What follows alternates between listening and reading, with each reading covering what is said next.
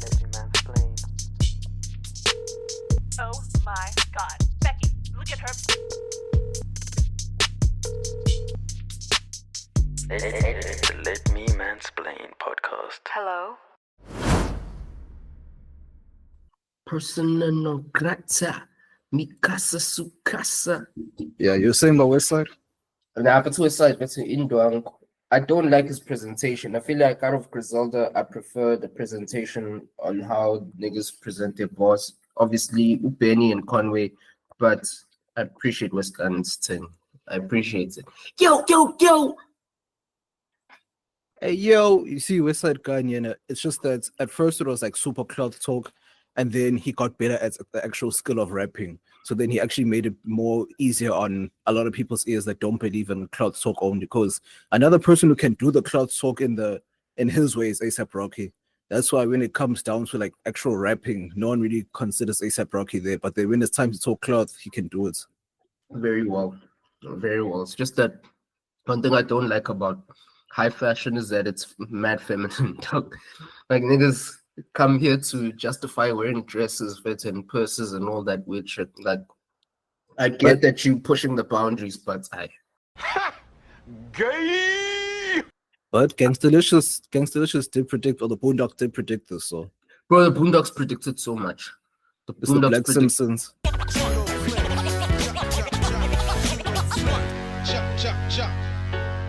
Bro, it predicted so much. Like even the thing of the Uncle Ruckus thing. Like nowadays, the Uncle Ruckus niggas are out here, they're outside in real time. Got cool food. Don't trust them big nostrils over yonder. They suck up so much air, it'll make you wonder. Don't trust them new niggas with their spotty little nigga figures. Don't trust them new niggas over there. Like niggas that hate black niggas. Even the thing of this trend of like black women hating on niggas but then being easy for white men, dude, that's some of the most down bad behavior I've ever seen, and it's filthy. It's just filthy. Like if you want to date other people, it's whatever, but it's some self-hating shit when you're always bagging on your own kind and then you're gonna go outside and say they're better. Even niggas who do that. Because for me, if you're bagging on black women, it's not necessarily that we hate them, it's that we want y'all to be better for us type shit. You know what I'm saying? Yeah. But then now I'm seeing, because that's always happened, like everyone always bags on their own group of people, but then you'd never allow other people to bag on your people, right? But now I've seen almost a shift where you, like especially for niggas, there's some cuck shit where we invite other people to bash your group. Someone else, like niggas inviting niggas to bash black women, or black women inviting Indians or whatever to come bash black men. And I've seen the same with Asian women or siding with white niggas to bash Asian men. It's just weird shit. It's definitely weird shit. No, but it's been there since the beginning of time, though. Like a lot of things like have always been there. Of course, they get amplified as time goes on, but some things just like ice, it is what it is. Until it's like that's the thing about life. No matter how many things change within the scope of or within the fine details of life, in general, it'll still remain the same. You'll still learn the same lessons, most likely the same exact way. So, hey. I think the one thing that is thrown into the mix that changed a lot of things is social media. Social media, it blew things up to another level. The base lesson will come to you eventually, no matter how it does. But eventually, the main lesson will reach you. You think so? I think it's gonna reach a lot of people too late. Because the thing is about a lesson, right? A lesson is something that you sit in, you engage in, you learn it. No, that's the thing about a lesson. Niggas don't learn them. That's the thing. They'll always like. You see why people like some. My bad to cut you, but it's like you see why people sometimes come and say they got stronger soldiers. It's because their lesson came to them and they thought that no, I was just being tested. No, these are the consequences of your actions. And not learning the lesson, so you have to take a sub, then you have to repeat the course again and again and again because niggas don't want to learn. People don't want to learn, and then you think something is wrong. Someone has put something in your way. No, you are in your way. and you just refuse to learn. And that thing is the reason why I don't think it's the same like other times, or I don't think it's the same like previous generations. Because one thing that social media era does to a lot of people is that it dumbs you down in terms of your attention to detail and your ability to take in new information and to think critically and analytically, because you're like plugged into the wave of consciousness, like the popular thought patterns of everyone, right? And social media keeps you almost in a loop, because you can be experiencing something for yourself in your own life, but the moment you're on social media, you're now living the hypothetical you who you think you should be. Facts. It's like saying that your grandparents lived in the suburbs during apartheid. Damn. Hey, bro. Hey, bro. Now, whoever was holding the mansplain account during that moment was a demon, because Bruh, ratio to oblivion to account deletion. That's crazy. bro, I just want to give a round of applause to the Let Me Mansplain to the Oh, ratio to oblivion, bruh. to oblivion, but cleaning up the streets one thing at a time. And well, that one. What did the man them say? Shaddai, whatever his name is. One drunk man is more intelligent than 3 women with PhDs. One drunk man is more intelligent than 3 women with PhDs. Thank you so much. That's Thank you so much. That's the- Thank you so much. That's the Thank you so much. Thank you so much. Thank you so much. He's like, no, I'm serious. Thank you so much. Thank you so much. Oh man, Bro, that thing is going triple platinum. And it's to the point where niggas are tagging me now to say, hey, bro, Shorty's talking crazy. I went. And what I like is that right now, there's on a hat trick. But I've gone like, okay, at this point, it's like 7 for 7. Probably at the time niggas are listening to this, it's probably going to be 8 for 8. But every time I post that thing, they either lock their accounts, delete their post, or delete their account outright. And I have such a sense of pride with I'm cleaning up the streets. Because honestly, bro, it's too crazy. Like the amount of trash talking people can do with no consequences is crazy, bro. bruh. Like I keep saying, niggas keep telling you, you need to get them Msojoni Dior, bruh. Like you need to be in the running. But you can't keep denying it now. You're on the list, top 5. Sensational. No Msojoni ways, bro. Dior. No, You may not be first, but you've entered the chat for top 5 now. Nah, man. You see these misogyny Dior things, man. Look, Mina, I can't go in the misogyny Dior for one reason. You're there already. Nah, I can't. Misogyny Dior, it has to go to top scorers, to niggas who have trophies. All I do is give assists and through passes. I just have key passes and assists and through passes. I don't score. Those on through. That whole shit thing. Those are goals. You're scoring goals in the Champions League. I Now know. you're becoming top scorer. Niggas are identifying your name is now out in the streets as a top scorer more so than a playmaker or anything like that. That's what I'm saying. Your performance has come up, and also remember. Misogyny Dior is also about aura and everything. You're bringing the aura, you're starting a trend.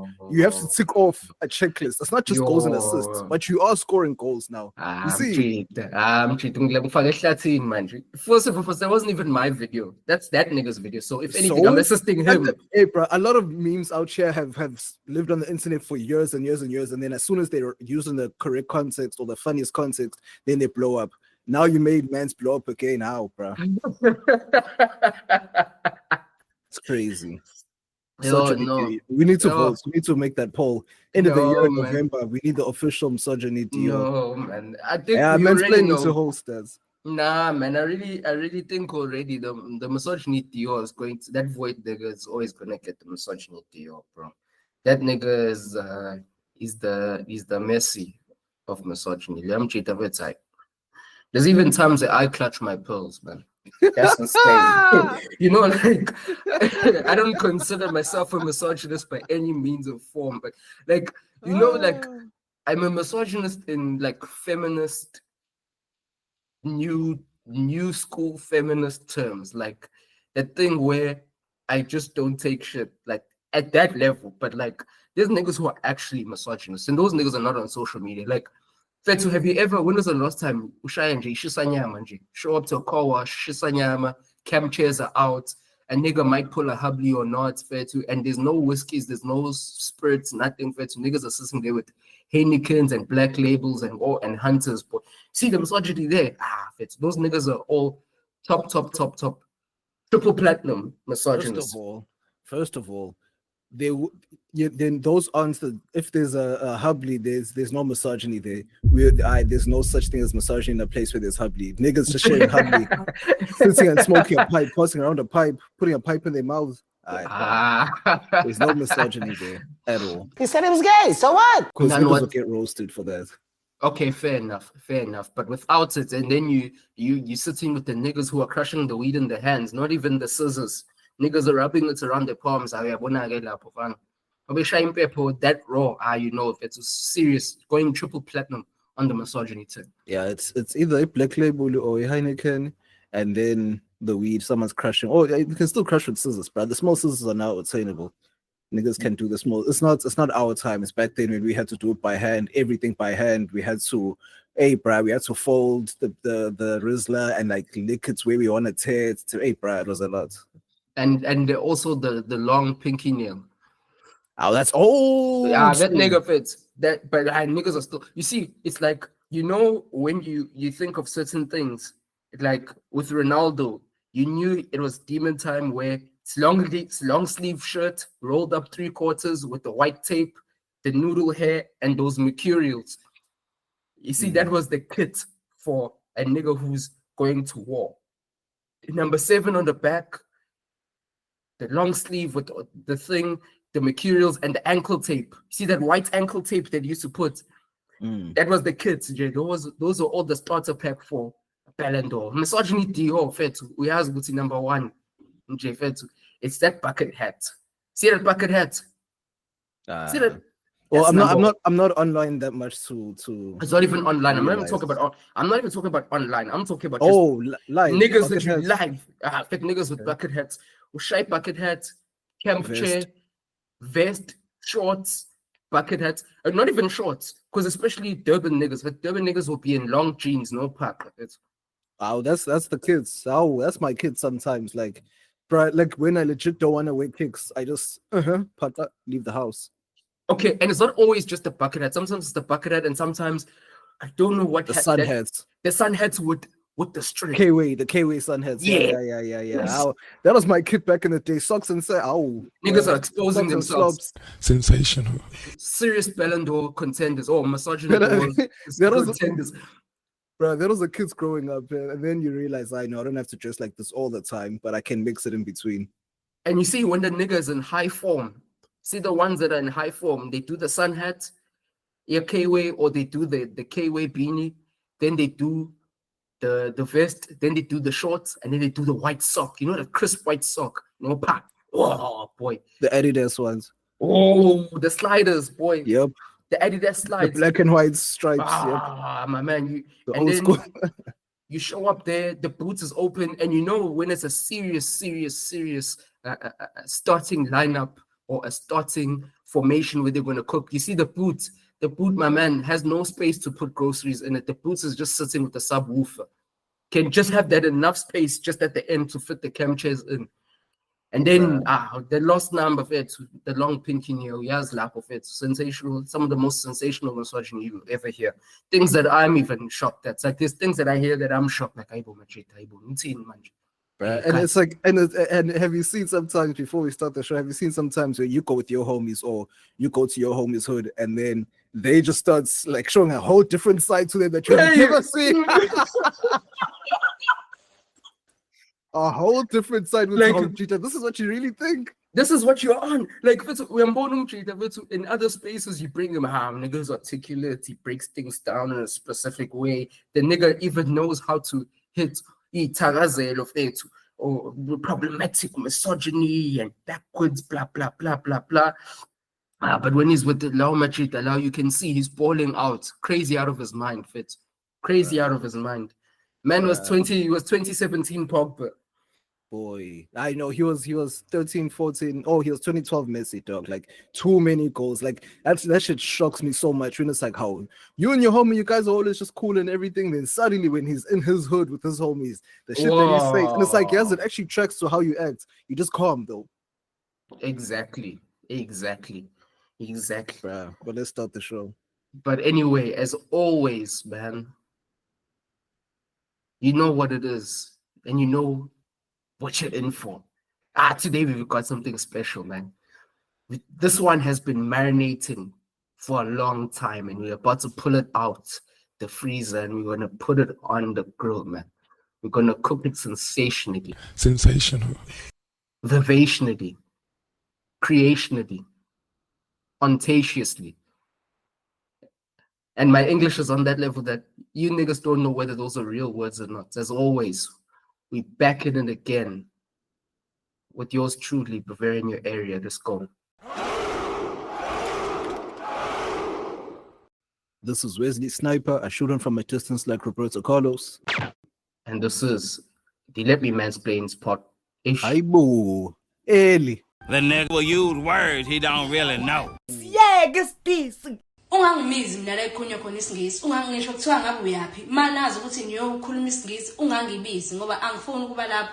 Into engizoyenza ngizosukuma lapho ngisakhuluma isingisi nonke ngivele ngifake impama. Nonke neskim sakho. Run it back, let's run it back. Vele, I started making up English words, so it didn't look good. Let's run it back. This is the world's most sensational podcast, the Let Me Mansplain Podcast, where everything goes just as long as you can mansplain it. We are. Yep. Bruh. Yes, I have, before we like get into it, I had this random dream about like a movie idea. So it's like I'm not even gonna lie, bro. Like before we get into it, like man is doing the foreplay, then he says, I had a dream. This nigga, bro. Yo, cook. No, dog. Yes, I had this like movie idea where, let's say, like we have to get like a famous person to make everyone watch it. So I was watching Sinners. That's why I guess I thought about this. So let's say we get like a Michael B. Jordan there, who's like the head of security of a very rich man or something, like super wealthy, but then he's sick. So the only person that's actually allowed to see him is him, because he trusts him as the head of security, and his wife, who comes in every now and again. So they do that, and the only way the other security actually get in contact with them is over text or phone call type shit. So let's say one of the days the wife comes to visit, and then of course the head of security walks into the door with them, and then you just find out that the head of security is actually the guy that they're all protecting. So he's busy chowing his wife there, but then no one actually knows that there is no sick billionaire. It's actually him that they're actually protecting. So he's protecting his identity. And then when you go down into the rabbit hole, you then see, he was part of a syndicate and faked his death. So then now this is just like they're acting like they're protecting his estates 24/7 type shit. And the way it gets founded out was that one of the security guards tried to text the boss on some side shits, and then he forgot to turn off that phone and it rang in his pocket type shit. You know what I'm saying? Yo, the nigga talk, but man inserted type shit 3 different times in one sentence. But I hear what you're cooking. I feel like that's already happened though. Like different elements of that storyline have already happened, because like I remember Saw 1. Do you remember Saw 1? Yo, that's a long time ago. But Loki, the guy who had set the whole thing up, was the dead guy in the room with the rest of the people. And then only at the end of the movie, you see that. So it was a cover. And then that thing also with the wife playing out and the nigga killing himself and coming back. That also, I think, what's this thing called, man? There's this movie with Angelina Jolie and Johnny Depp, man, that dropped into The Tourist. They did that to The Tourist as well. So that storyline, but if you can blackify it, maybe it might hurt, because Michael B. Jordan is on some Michael Jordan time right now. Niggas, yeah, he's gonna bring the hoes. Yeah. But just from even he leave the hoes and the clouds and the aura, but just from an acting, like he's in his bag right now. Now, like I was ready to hate on Sinners, I won't lie, but then it was mad interesting from start to finish, and then I realized I'm so happy that Jordan Peele didn't do this movie. Right, because I don't think it's Jordan Peele's bag.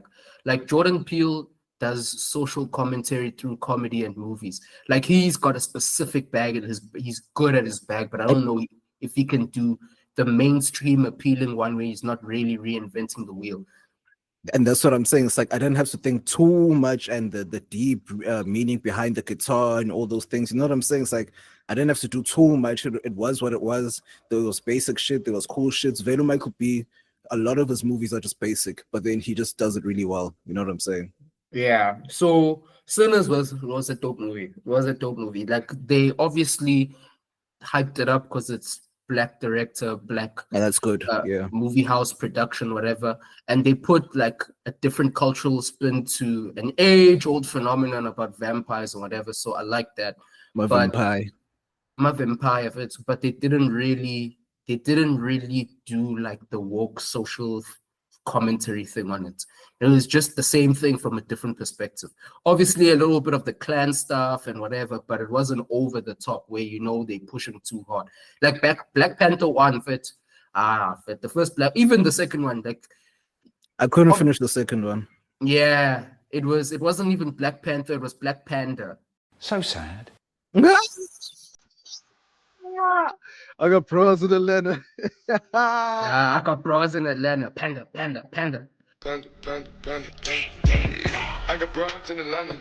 Just at the me in the family. Credit cards and scams. Hitting the licks in the van. Legacies. Family. But I think the second one was even more. It was more Panda because they hit the black. They gave us those step over for the black, and then they gave us those step overs for the Mexicans, and then they gave us them step overs for the women. So and it annoyed me so much because Black Panther was supposed to be about a superhero, but then they made it about HBCUs. Bro, you know what I'm saying? It's like Brody, for black educated people that want the black experience. Bro, like for me, like can we just Black Americans, yeah. Can we just get back to the core thing? I understand you want to ingrain messages and you want to have messages and agendas, but like the art of subtly putting things in, man, like that's a lost art. And man, even in hip-hop, man, niggas don't know how to digest layered disses anymore. Niggas want people to come out and say people's names and then drop T and all of that. And even in movies, people want the agenda to punch you straight in the face. They don't want some nice, concealed, well put together messages where you can sit in it and digest it and soak it up. No way. Panda, full time. No, that's true. That's true. Because like when I do listen to rap, it's like especially now, all the MCs are outside. Everyone's outside. Did you end up listening to the JID and or Offset song actually? Whoa, cooked, bruh. Those niggas went in. Like Offset did his Offset. I'm like, bruh, thank you for going back to who you are. Like I understand you're experimenting on the other album. Yeah, 2 or 3 good songs, but it wasn't you. Thank you just for going back to trap. Now he just needs to go back with Metro and cook up some shit. And then we're back on the bars. And I feel like it's do or die time. Man is in his 8 Mile mood now. Like Rinse Jew, Stephon Diggs is digging. Damn. Out your shorty. Stephon is digging out your shorty. It's the writing's on the wall, man. You gotta go back to what you do best. And that was a good place to start. You can see he's lacing up the boots, Vets. You know that thing before they sub him in. He's doing the cross and jumping at the corner of the field before they sub him on, man. I need Demon Time Offset back. Bruh. And it's just that the problem is that he did it with an animal. Like we understand, we hear that you're getting there. He did it.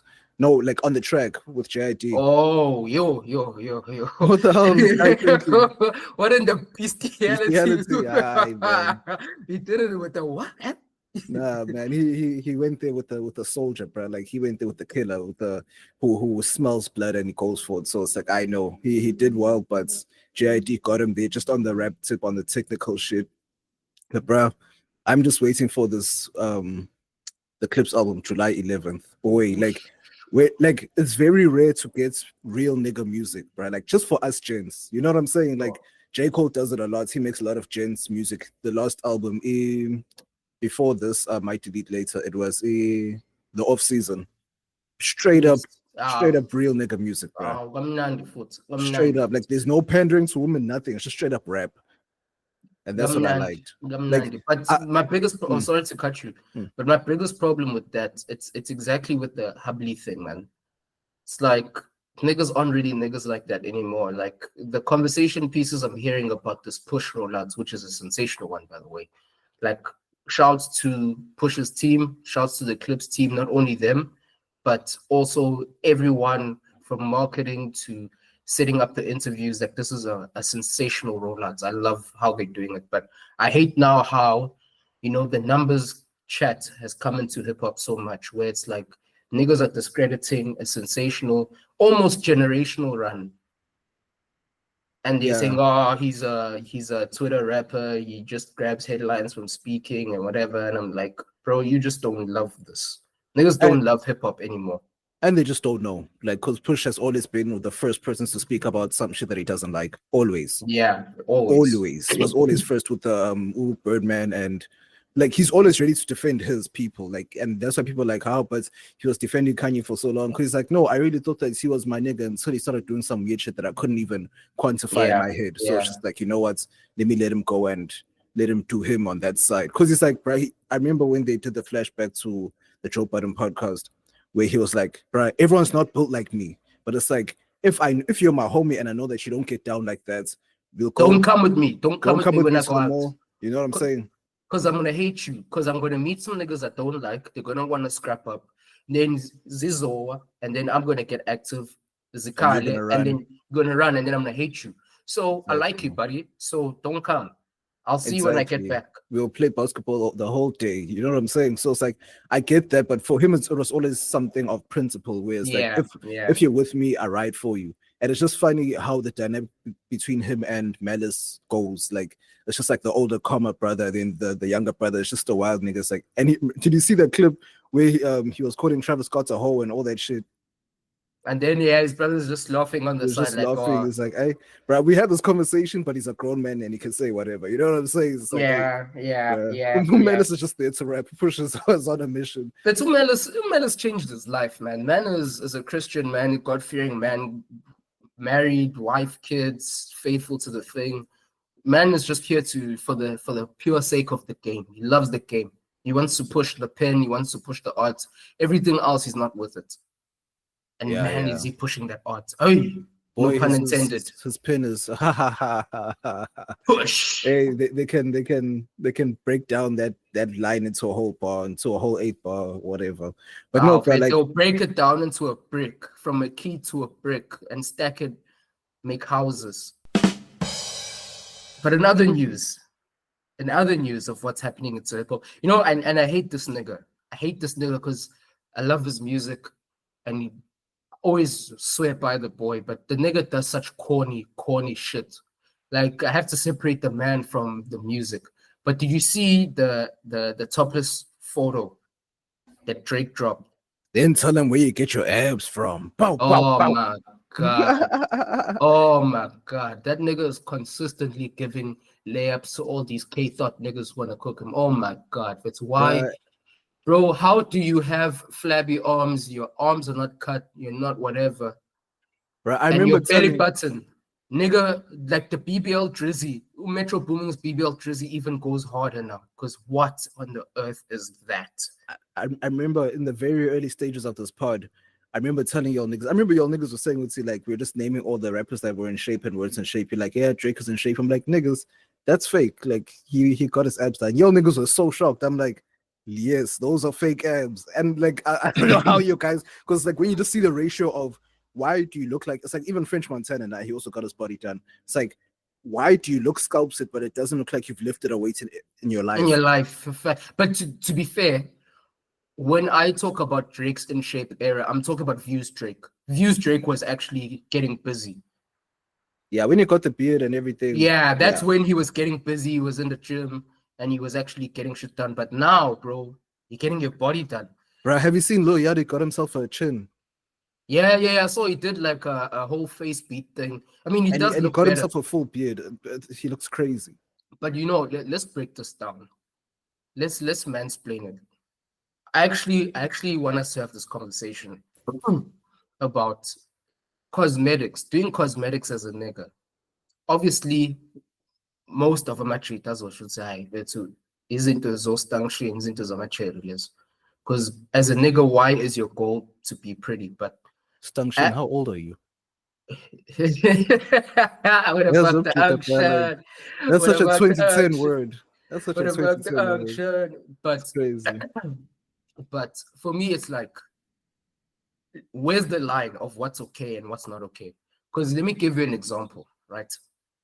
Is it sensational or whack? Obviously, the abs thing is whack because it's not just appearance. When someone's in shape, it's not just the appearance that we respect. It's the fact that you are competent. You can lift weights. You're strong. You have endurance. You can fuck niggas up. There's a whole lot of other things tied into muscle. Cool. That one is whack. But when it comes to like hair things, bro, I don't think that's foul because, bro, that was a Hail Mary for Jamie Foxx. Because Jamie Foxx, bro, Answer an equator, boy. Started halfway, hairline started halfway, equator. Bro, boy. his hairline looked like a hockey goalpost. Fit. but his barber also fucked him up too. Nah, I don't think. Niggas shaped him up all the way back there. Nah, but it's not even because there's the one where it's like the way back one, and then there's the one where like the side starts at his eyebrows type thing. Like the main hairline is starting at the eyebrows, and then the box only starts at the eyebrows, and it's just that little thing on top of it. So to do something you never done before. My bad. Yeah. So him actually going to Turkey, getting his thing sorted out, I think that's sensational. Also Wayne Rooney. Because Wayne Rooney, bro, in 2010, that nigga was like 26 and the hairline was running away from him. But then man did an off season. He was injured for a couple months, did an off season, came back in 2012. Hairline was immaculate. Hair transplants haven't been perfected because everyone I've seen, especially with celebs, when they get a hair transplant, their bald spots always comes back. Look at LeBron, came back. Like everyone's hair transplants doesn't like last. So I wonder, it's like, how are these billionaires? LeBron's a billionaire. How can he not have a lasting hairpiece? You know what I think? I think low-key it might be down to like recovery time. So I think you're not supposed to sweat and do all these things to your scalp because, like, look at that nigga from Arsenal, man. The centre back Gabriel McEilish. That nigga's thing was going, bro. Somewhere around 2021. That shit was gone. Like, bro, even on FIFA, on EAFC, they still have his fucked up hairline. They do him so dirty. Yes. But then look at him now. Like, he resurrected it. Unless he did the man weave thing. I don't know. But going crazy with the hairstyles, bro. But for me, man, like from a cosmetic improvement angle, I don't think that's whack. I think it's not an offense to get your hairline. Yeah, man, and I think as gents, I don't think that's a big deal. Like, okay, the one where it's a bit like techie when it's like 50-50. It's routine in shape. If it's like a nigga going to get his beard done, like nigga is a peach fuzz his whole life, and then he goes to Turkey for holiday or business trip, wink wink, for 3 months, and then he comes back and he's got a full beard. I don't fuck with that. It's like not fully, because it's like, let's say you only like the way your facial hair grows, you only have a goatee. I would say get some oils or whatever to enhance that, but don't implant it to get a full beard. You know what I'm saying? But my thing is, what if he's been trying to enhance with the oils and it's just not happening? I enhance it. But my thing is that we are now in the age of, like, all these things are getting better, right?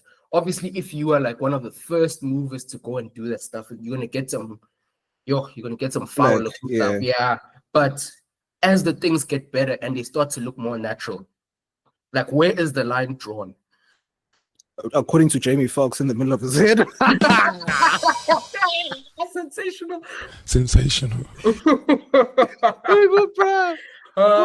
Blame it on the alcohol. Blame it on the. His bottle was on that alcohol when he did his hairline. Jesus. Because this actually comes after a conversation I had with Umunyimchit. So, I don't know how to have this conversation without sounding sus. But somehow, in some way, shape, or form, the dick conversation came up. The fuck? Machita, would it be suspect to get an enhancement on your piece? Just add an extendo clip on your piece.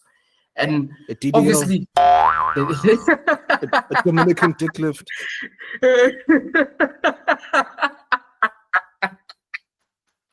Oh my god, a DDL. It's DDL.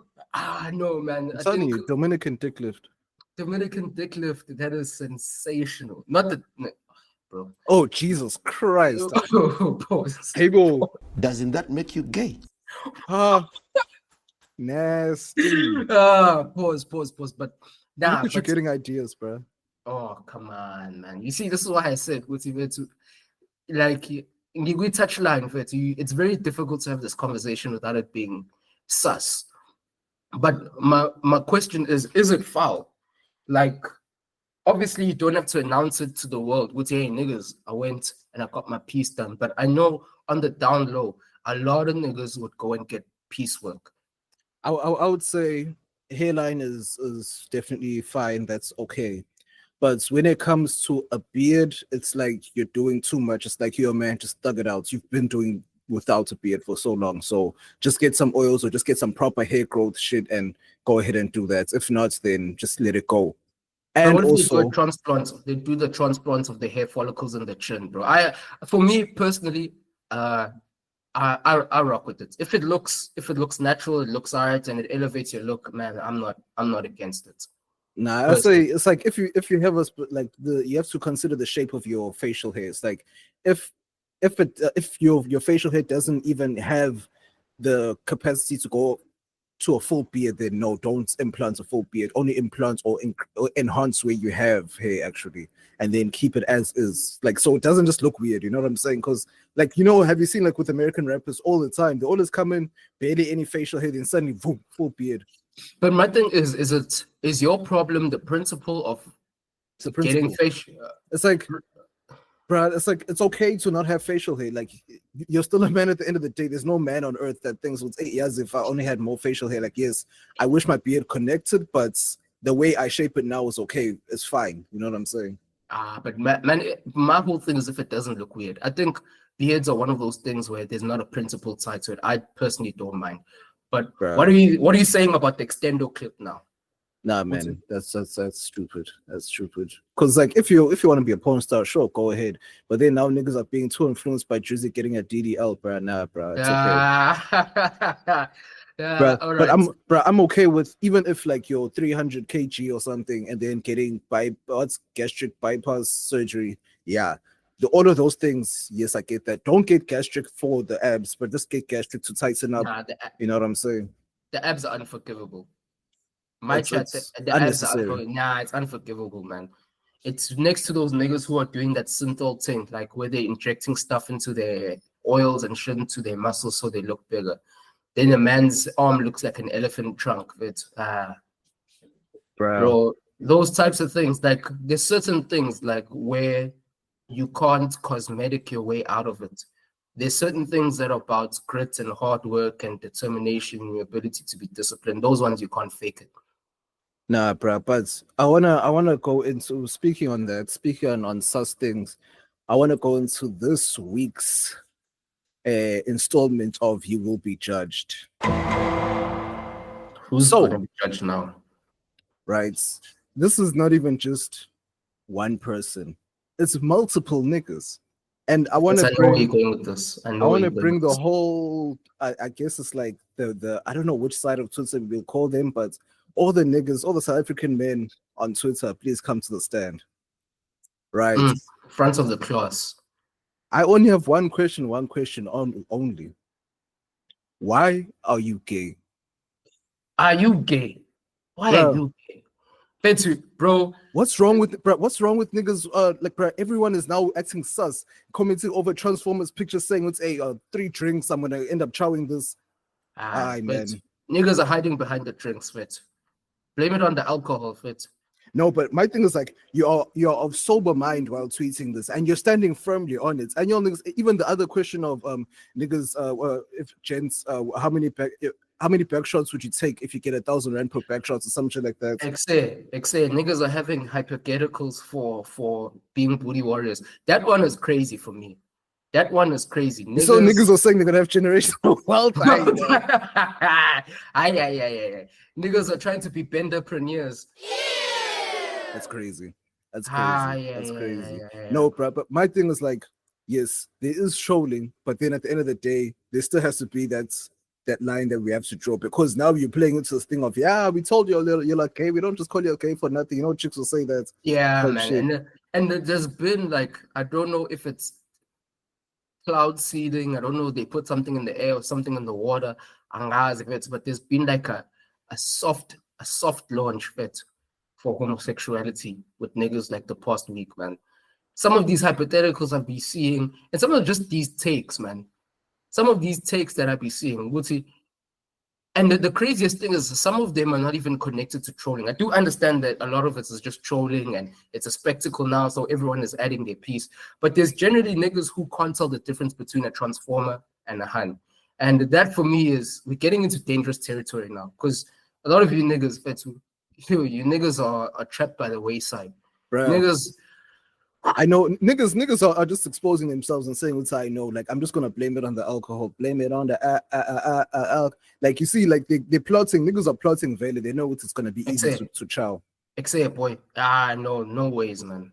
No Bruh. ways. And then there's this take. Obviously, now when niggas are doing all of this, now obviously the think peace ones are gonna come and say, no, it's not gay to the trans, you're straight, like, bro, like, at a deep genetic level, you can see a transformer's face and you can see something is off with the jawline or something.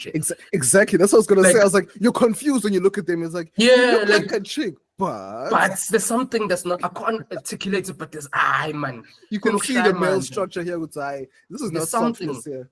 Yeah, man. Like every time, even the ones that throw you for a young hezzy, yeah, but the ones that trying to step over her and some rainbow flake and whatever. But those ones that are trying to trouble you, like the first, like sometimes you scroll the timeline and you see a bad one, and then the first thing is like you jerk your head back, like, damn, son. But then this one, bro, it's like,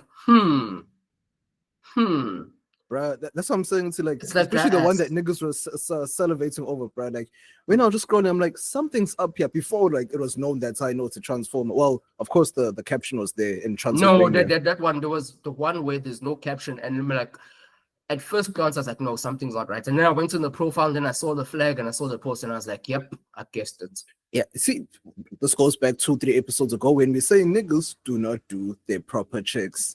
They don't do medical checks. They just sign players straight away. And when they get caught in 4K, nothing.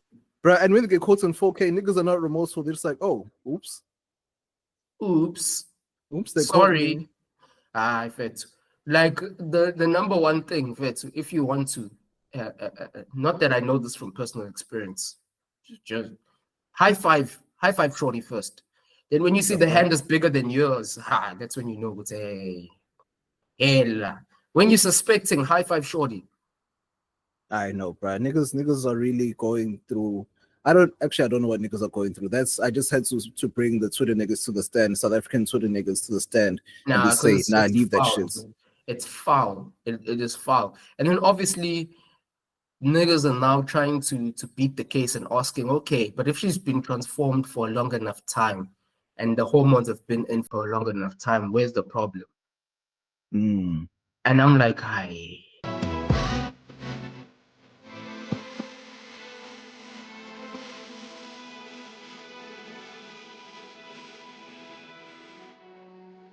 Nah, niggas are crazy, bro. Niggas are crazy. But hey, to each his own. If niggas want to do that, it's just don't add all of us in that group chat. You know? Please don't, bro. Just enjoy your thing and stand on your 10 toes and enjoy your life, man. Bobby Valentino did. What? Bro, you don't know if Bobby Valentino got caught with a trans hooker, dog. And the only reason he got his shit blown up because he wouldn't pay the joint, and then he had to run out the hotel room with his pants in his hand. Oh yeah. I remember that. And another nigga. I remember another nigga who was a football player on the Packers, on the Green Bay Packers, I think back then. It's like around 2018. Another nigga got caught on some similar shit that he didn't wanna fork out the cash, and it turned into a whole scandal. And my thing is, bro, so many niggas have got, like, what? Niggas just pay your hookers, man. Because that blows up things so unnecessarily. Like, the whole relationship and secrecy thing is based on the fact that she's providing a service, or he, she, or she, he, or whatever.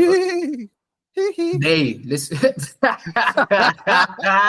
I'm looking at the man in the mirror. Doesn't matter if you're black or white. Oh, Fair to boy, but like they, okay, you and they, them, shim, Damn. Hirsch, Damn. but Herschel Gibbs. Damn.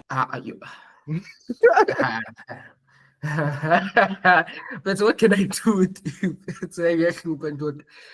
But the point is, like, that whole arrangement was made. You put the bread on the table, and then she breaks the bread and puts it back on you. Pause. But what's this guy saying? I'm like sitting here wondering Pause. where is he going, and you just keep going deeper and deeper. Pause. But I'm not trying to give anyone generational wealth here. Bruh, like, and this is a conversation I had with my ex a few years ago. It's just like, I was like, I genuinely feel like niggas that do anal with their chick are gay, like low key gay. Because what's the need when the cooch is right there? I think that has less to do with homosexuality and more to do with adventure and discovery. Nah, if you as a nigga, you go ahead and bring this up to the chick and say, no, you want to try it, and she's gonna be down for it. She says, but wait. Okay. I hear what you're saying. Like, obviously, if you can hit the chocolate box, that means you can hit most of anything. But is that not just the same logic with head? No. Tell me why. Because the thing is with head, of course, you prefer it from a woman, yeah, and all of that. But in terms of that, the booty hole shit, it's like there is no difference. Like, yes, of course niggas will do it, but it's like you won't necessarily get turned on if you your explanation putting you in water, boy. You see what I'm saying? Yeah, no, but I'm saying you won't get turned on if a nigga does it if you prefer getting head from a chick. But then when it's the other way around, and you know that it's something that you don't necessarily have to like. Bro, come on, bro. It's the same. It's the same bro, shit. Nah, come on, bro. Nah, pause. You need to be put on the sus list. So you why am I being put on the sus list? You're telling me there's absolutely no fundamental difference between the chocolate, a nigga's chocolate box and a Hans chocolate box. No, there's a difference. Wait. Yeah. No, my bad. But I'm just saying, see, the main difference is that the coach is right there, the promised land is right there. Why would you go alternative? Why would you suggest the alternative when the best part is right there? Fitz, I just want to plant my flag. I want to find out. I want to fuck around and find out. Exactly. Then you're gonna find us with the nigga, with the guy, because you're like, if I can do this with the chick, I'm cheating. It's gonna be the same with the guy. So how is that? And that's different from head. That's different from head because with head there is no promised land. Like it's the same thing. I know, bro. Whereas this is escalating way too quickly. Okay, let's run it back. There's no promised land when it comes to head. It's like there's no difference. Whereas in the booty hole, there's a difference because it's like, why are you doing that when the promised land is right there? No, I'm cheating. Man. No, let's walk back here. This logic. So you do that with a hun. How do we get from doing butt stuff with the hun get to doing butt stuff with another nigga? Because you realize, hey, it won't feel different. How, bro? But I just said with head, it won't feel different. A mouth is a mouth, pause.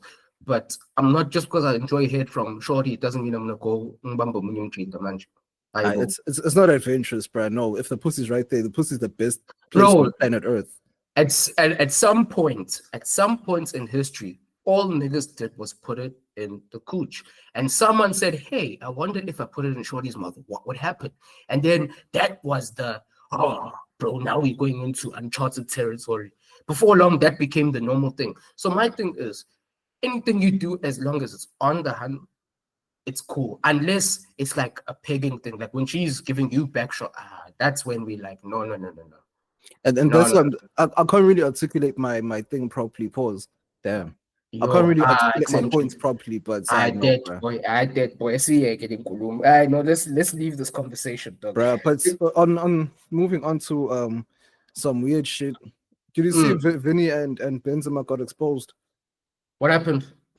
Well, it's not anything deep, but this one hun, she keeps getting DMs from multiple Madrid players. Vinny and I saw something like that. I never really watched the video, so I saw there was a hun in a Madrid shirt showing that she's getting DMs from Vinny and Benz. So what was the story around that? Now it wasn't mainly about her blue ticking them, and then niggas were just like, then what's the need of why is there a need of you bring it out to the public and all that shit? So she just wants to prove that she's blue ticking all of them all together. blue ticking top football stars. Okay, I hear that. But that's like a thing that's been known, and it's practically in part the answer as to why so many famous guys are always circulating the same hands, because civilians don't know how to hold it down. Civilians, the lights get too bright, everything just ooh, and then they have to expose it just to improve that bit of their ego. So for me, it's like that's nothing major, man. Yeah, that's what I'm saying. It's not a big deal, but I'm just like, oh man, like niggas. Okay, it's not even their fault too, but it's just like, okay, now as niggas, we have to really decide as a collective, like, hey, let's start moving more tactful now, because you see now trying to move like it's 2008 doesn't work anymore, where everything's free game. Now everyone wants to get a one up on everyone else. So now, man. As you're speaking of that, I saw something on Twitter today, and it's like a common theme that happens all the time where a nigga will DM a hun, whether it was this year, last year, whenever in the past. Then later on, he will beef with her on the timeline, and then she's like, "Oh, but is this you?" So this nigga was going on about he's a married nigga and she's single and he's whatever, and then she posts that the nigga was talking to himself in her DMs, and the nigga was roasting her, and it's like, bro, are niggas shooting so much that they forget what's able? I've once tried to link this one. I truly think that's real, because because it's like you do forget. If you like shooting everywhere, you're gonna forget that you once tried to go there, and chicks will never forget. They'll be like, how is this? How that ain't who I think it is? Like, okay, sure. But there was one thing I saw randomly too when I was scrolling. I was like, hey boo, this hand is fire F. Like I just saw a fire chick and like from Durban or whatever. I'm like, but she looks so familiar. Her name is right there. It's still not clicking to me. I'm like, she looks so familiar, but better. And then I tried to think. I did the Jimmy Neutron think. You know what I'm saying? And then it clicked. I'm like, oh, wait. I went to high school with this chick. And then it clicked again. I'm like, oh, wait. But in high school, she was dating this one homie. So my question to you is, does who a woman dates change your perception on her? Absolutely, 1,001%, yes. Why? Absolutely. Because it tells me, okay, it tells me where your mind is, and it tells me if you're goofy or not. So I'll give you an example, a real example, like of one where Hannah was crushing on like around high school times, and she was like in uni, right? And in my mind, like when you see someone that bad, right, as a young nigga, you're still trying to get your things together, it seems somewhat to some level unattainable, right? But then you see the nigga who, like niggas in this case, multiple gents who knocked her up. Bro, it's otala love. It's useless niggas, bro. And that to me just made her like a bird in my head. Like I lost respect. Like that pedestal sheen kind of thing that you had. I lost that immediately. And also, it's the same for also like, you know, hands who frequent like scammers and thugs and gangsters and drug dealers. Man, that's off. I don't want anything to do with you. Once I see that you move in those types of circles, because it tells me that you're a bird and you're down for anything. Nah, facts. Because it's like on another hand, or if you play devil's advocates, you'd say, okay, so why does another man have to impact your thought process on a chick? But then at the same time, it's like you are who you align yourself with, you know, to the extent. Exactly. Birds of a feather. Like as much as we try to disprove that, bro, birds of a feather. Because for me, like I can't take anybody seriously who aligns with those types of people. No, that's true. Because no, I just thought about it and I was like, oh wait, but then it's like, this is who you like back in the day, so I don't know what your taste is on now, you know, type shit. So like, for me, it's like if you owned a pharmacy, would you hire a former drug dealer, a nigga who got convicted on multiple felonies for drug dealing and cooking? Man, come on. That nigga is taking that. Would you hire a nigga who's a recovering drug addict to work in your pharmacy? Well, if he can whip up that compound V and we can get rich, hey. Okay, maybe from that perspective, but you're gonna get caught up. But okay, let's say an addict, Of course, no, I get you. Nah, man, of course not. I wouldn't do that. It's just, bruh, it's like sometimes your CV does matter. Yeah, man, it does, bro. I hate how people try to act like you get clean slate. Even niggas, man. To be honest, going back to what you said about, you see a certain man move like this, you know this guy, and then you see him move a specific way with specific types of niggas that you wouldn't be caught dead with. Like, I'll start looking at you kind of weird. Like, okay, what are you on? What's Bruh. sharp? And that's my thing. It's like one time, like I was debating in my head about my version of PPM basically, because it's like I know that if I go ahead and engage in this PPM, I know that this person or this chick is so annoying that she always has some drama around her. So if I engage in the bait, or if I catch the bait, or if I take the baits, then I know that I'm going to have some unnecessary drama in my life. So it's like, hey, Yazi, when the way you move, it's like, okay, that's how you move, and the people that you align yourself with. So I don't necessarily need that in my life at the moment. So now I get you, because it's all like, right, quick asterisks for all of you who don't know. PPM, poor penis management. yes, the title of the last episode, part 2. Exactly. Which you should go listen to, because the way you niggas are moving are telling me that you need that education. PPM is out on all DSPs. Please go hook yourself up. Prevent poor penis management today, man. Prevent it. Nah, anyway, cool. go on. Now I was just saying, to like, I almost got roped in, and then I'm like, okay, yeah, it's appealing, yes, it's fine, all that shit, but I'm just like, not worth it. But I had to think about a real long and hard pause. Man, come on. Bro. Like, the dick entendres are insane. The dick entendres are so insane. The double entendres are insane. Pause. I'm not walking down that road. Yeah, let's not. But like, what you're talking about is so real, because even from just gents that you hang with, that thing is real for me as well, because I remember a very specific case with a gent. You know him somewhat. Bro, he's one of my boys now. So it was one of those things where I'm hanging with his niggas, right? I'm in his neck of the woods, pause. And you know the conversation, liquor's flowing, everything's good. And then this one homie now, they were talking about chicks, whatever, hands, whatever, and then he says the thing, Guti, yeah, I know this han got a liquor, and then yeah, lashingan. And I jerked my head back like, what? And then I could see that me pushing back against this thing was losing me the dressing room. Like, if you make a hand drink, it's fair game. And I'm like, yeah, no. Bro, I was there for another 15 minutes. Showcase. I'm out, got a tip, whatever. Like, nah, man, I can't fuck with these niggas, man. Man. Yeah, no, because that's what niggas think, like, on a predatory level. Because it's like, you see what I'm saying? See what I'm saying, bro? No, that's true. Because you know how, like, Jotstihoff, the sweets, the wine that comes in a box. Yeah, how it comes in multiple forms, but the Jotstihoff, the underlicked, or whatever it's called, it's the sweet white wine. We used to call that the pussy tenderizer, because apparently, you can even search on Twitter. Women still say to this day that it gets them buzzing. I know exactly what you're on about. Yeah, you know what I'm saying. So it's like, the point of it is that one sip gets you in the mood, you get lit, or not one sip, of course, maybe just one glass gets you in the mood, and then whatever happens after that goes there. It's not enjoyable when you're fucked up, unless it's like you and your chick, you guys go out, you guys have a good time, you come home and then do the deed. You know what I'm saying? Not that the goal is to get so drunk, it's that you guys were enjoying together, then you came back. Like, there's a difference between something you do to enhance the vibe so that you can get to that conclusion.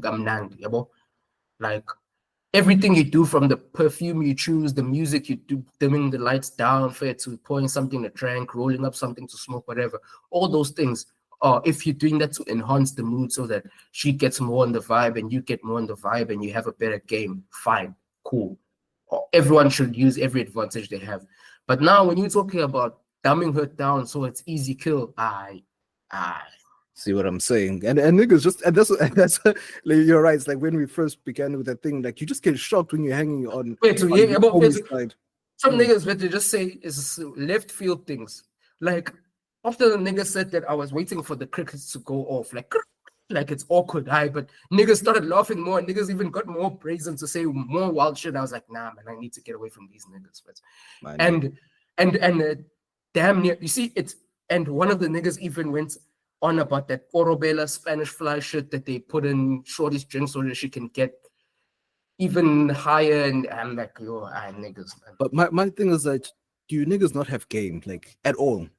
Like, zero riz, as the kids call it these days. Like, I don't understand. It's like, where is this coming from? It's like, yes, I understand it was like basically brought down from older siblings or whatever and stuff, but it's just, do you not trust in your game enough? Because the way we do, I know specifically you and I, we just tell her what she must speak. If she feels you, she doesn't. It is what it is.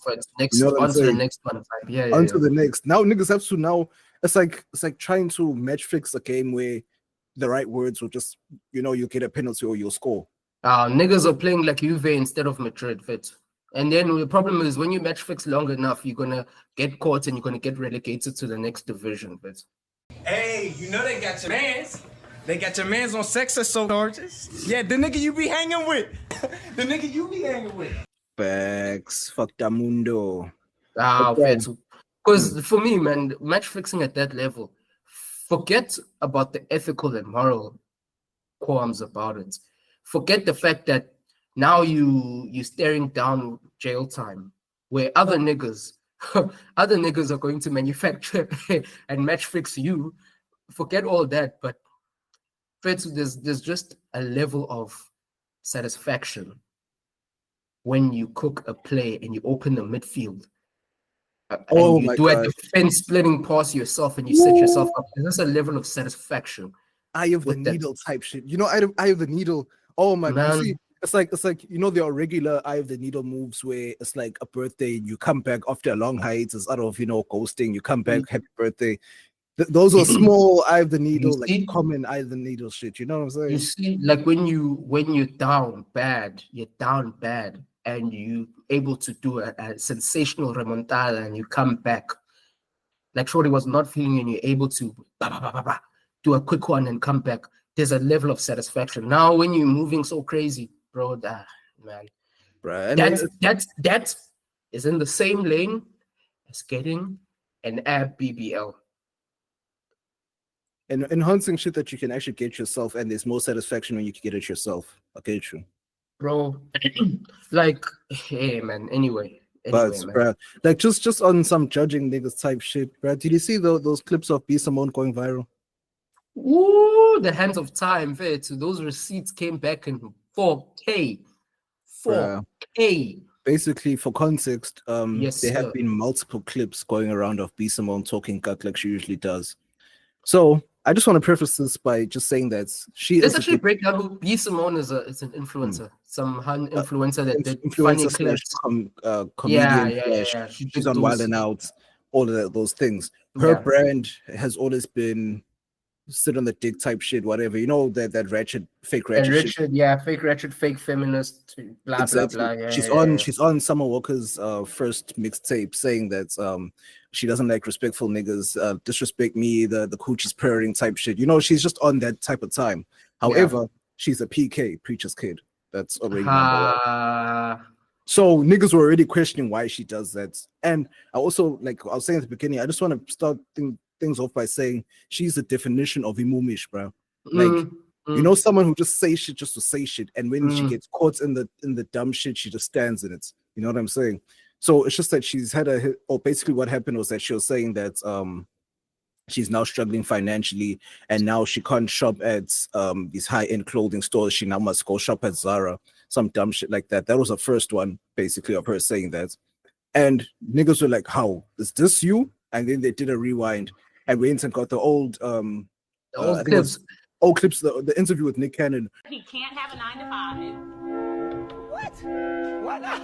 You don't want to have an honest job? I mean, he could be a hustling entrepreneur. So you want him to be you want CEO status? Yes.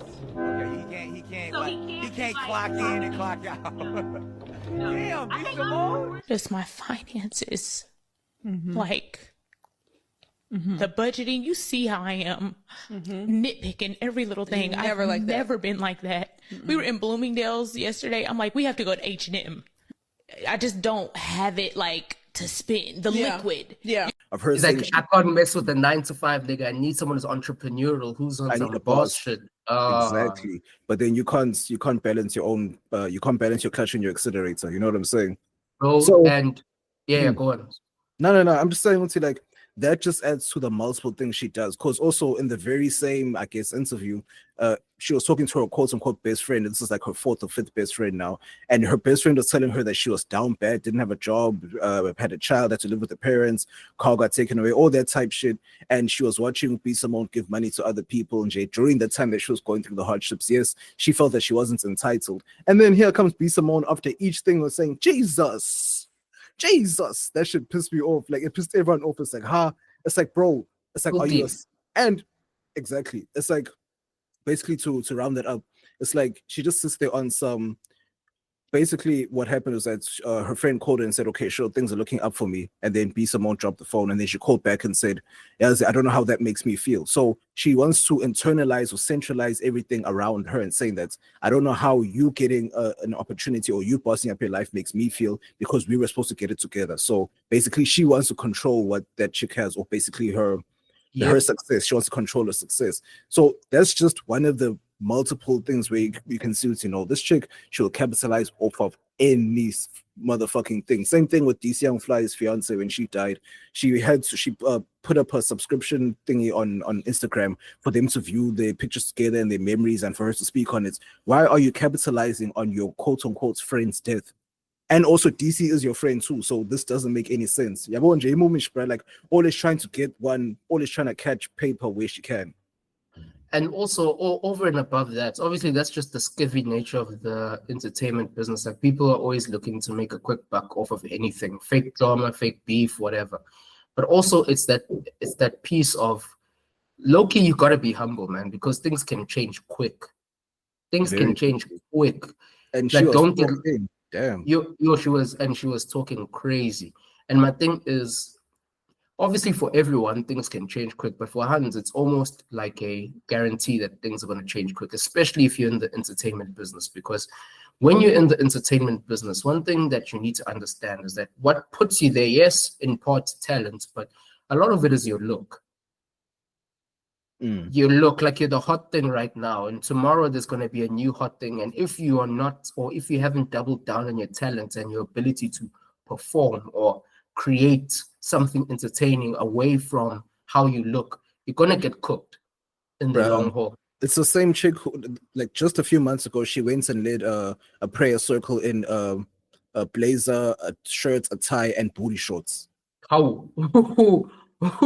And they were praying. Serious, plus they were legit praying, and I'm like, guys, like, this chick is like a scammer. This is like the definition of a scammer. It's like, bro, like, her need for attention is just crazy. Like, she'll do anything for it. It's insane. And that's not the only person who walked back, sound bites from the heyday. Because you see Boity's one. Oh man, yeah, I saw that one. Yeah, so Boity Tulo is a local version. She was like, I don't know what, she's like a social. Yeah, she's a post it girl. She's like a socialite. She did a bit of presenting apparently music. Rapper. Apparently rapper. All of that. So she was like the baddie of the 2010s, running around with all the top South African rappers. And I think 2017 or 2018, her and the it girl of the time, it's still, I don't know. That was like 2020, bro.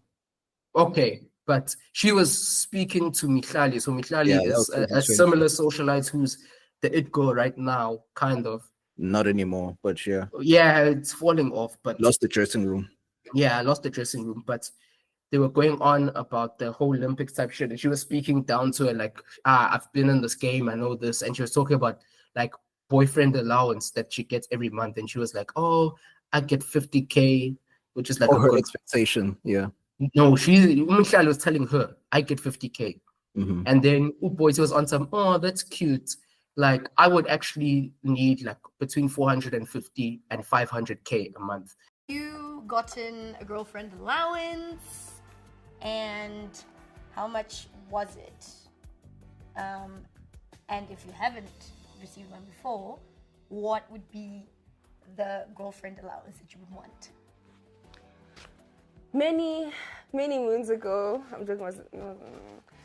Yeah, I once had a girlfriend allowance. I once had a girlfriend allowance, and Shame was cute. What's cute? He used to give me 50K a month. That's very cute. I was good. happy. If you were giving me like at least 450K a month, we would be like, I wouldn't bother you. And then obviously back then, that sparked a whole debate, and niggas are like, Hans are crazy, and Hans are like, yeah, no, you niggas are running your mouths. And we have a clip on Twitter, on the Mansplain page on YouTube. Sorry, not on Twitter, on YouTube. There is a clip. Yeah, we talked about it back then when it dropped. So now she goes on El Tito's podcast, and she was talking about how, no, I was just joking, guys. That isn't a real thing. But in that moment, you could see that she's about it. It's like, nah, this is it. This is what's happening. This is what the market is doing. And if you can't do it, you're a broke nigga. And for me, it's always like, don't throw stones if you live in a glass house, because you'll be exposed eventually. The hands of time, bro, are not merciful when they beat you, because they'll always spin the block on you. And then when it's tough, it's zokal.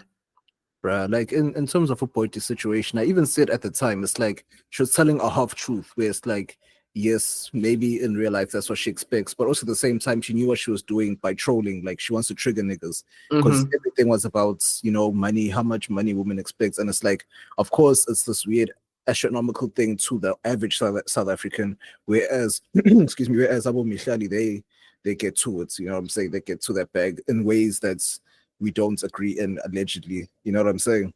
So it's just like, okay, we get the half truth, but it wasn't a lie though. You know what I'm saying? Like, you're lying, but like we get, like, you're trying to raise niggas up, but also at the same time they say put price in DM bio, and what's price in DM? That's put your price on the bio, so the price is on the bio, allegedly. But yeah. But my thing is always, when it comes to social media influencing and all of that, man, that's actually a terrible game. Like, that looks down. It's up and it's down. And as someone who is in the industry and who has worked with agencies and who has done courts for talent, I see the numbers, man. Those people are lying to you. They are lying to you. Like, a campaign, like, especially when you're doing like a low level, not even, okay, a low to mid-level influencer campaign, and you're going to use talent on TikTok and whatsoever. Like, there are a lot of ratios that are put into discussion. It's not just that, oh, this person has so many followers, let's go with them. You have to look at brand identity, you have to look at brand strategy, you have to look at the demographics targeted, and then you have to look at all the ratios, cost per acquisition, you have to look at awareness, and you have to look at their footprint, their digital footprints, their impressions, how many people watch their content, how many people buy off their content, look at how many people watch versus how many people actually go and purchase the products, and how many of those people are potential future customers. All of those things coming together. And that game is much like the OnlyFans game, where the top dogs are making all the paper, and like the 80% or the 90% look good, but they're not really making any paper. And you'll find that a lot of these influencers who are doing, there was that brutal fruit thing where every other hand was at a brutal fruit shoot. And a lot of those people weren't even getting paid. They were just happy to be in the same room as a lot of those people. It's the same with the Fenty one. Because I remember there was that Fenty rollout, and every second hand with more than 10,000 followers on Twitter and Insta, whatever, they were getting Fenty packages, and they weren't even getting paid for that. They just got the free packages of some samples, and then they got invited to an event. They showed up on their own paper, own bag, own whatever, and they were just happy to be in that rarefied air. And then they come back to you on some, oh no, we made it. What's this? The rich aunt aesthetic, blah, blah, blah type shit. Yeah. So a lot of this is smoke and mirrors, man. Yeah, that was also a potential networking space if they were serious about what they were about, and not just going there on the excitement that Rihanna recognized them. You know what I'm saying? It wasn't even Rihanna, it's Fenty. Like, Fenty, yes. It's Fenty, and it's like Fenty is broken down per region. Departments. And there's a brand manager for this, for the Southern African region. There's a brand manager for the Eastern division. There's a yes, they wanted to give off that Rihanna was the one that picked them. Exactly. That picked them. Exactly. Yeah. And even from a networking perspective, English. Like, the one thing I really hate this chat or this culture that seeped in for the past like 5 to 10 years of this idea that hard work doesn't get you anywhere and it's just who you know. Yeah, it's a certain perspective or to a certain level, it is who you know, but people don't just, like when you look at a network, like when we look at the word networking, people have this idea that no, I'll just meet people who are doing big things in their lives and they're just going to give me an opportunity just because I met them. No, that is not how it works. You have to form a relationship where there's mutual value being exchanged. Exactly. If you're just someone with 10K followers and you do content that thousands of other people are doing, everyone is going to be trying to network in the same way you are, and everyone's going to be kissing their ass in the same way you are, and you're going to be forgettable. There's no reason for me to choose you over the thousands and the tens of thousands of other people who have exactly what you have. So people have this idea of networking of, okay, I know them and I've met them, so my life will change now. Nope. Actually, it actually will get worse because a lot of these people who are sitting in these positions know how thirsty you are to get in their good graces. So they're going to milk you dry. They're going to spin you. Yeah. They're going to spin you crazy. And you'll end up worse off than where you'll be doing a lot of things for free. You'll be doing a lot of things because you admire them and nothing will ever come back your way. And that's just the game, man. And the thing is, with celebs and people of that nature, they'll hit you with that proper NDA thing. So you'll never run your mouth about it because invoice, people's names are hella expensive. So they'll hit you with a crazy cease and desist, and then you're out of there. So for me, you shouldn't go in so wide-eyed. And I speak from experience, man. In my neck of the woods, I sat down with an executive from a very big FMCG company. Like, you drink this thing. Everyone drinks this thing almost every other day.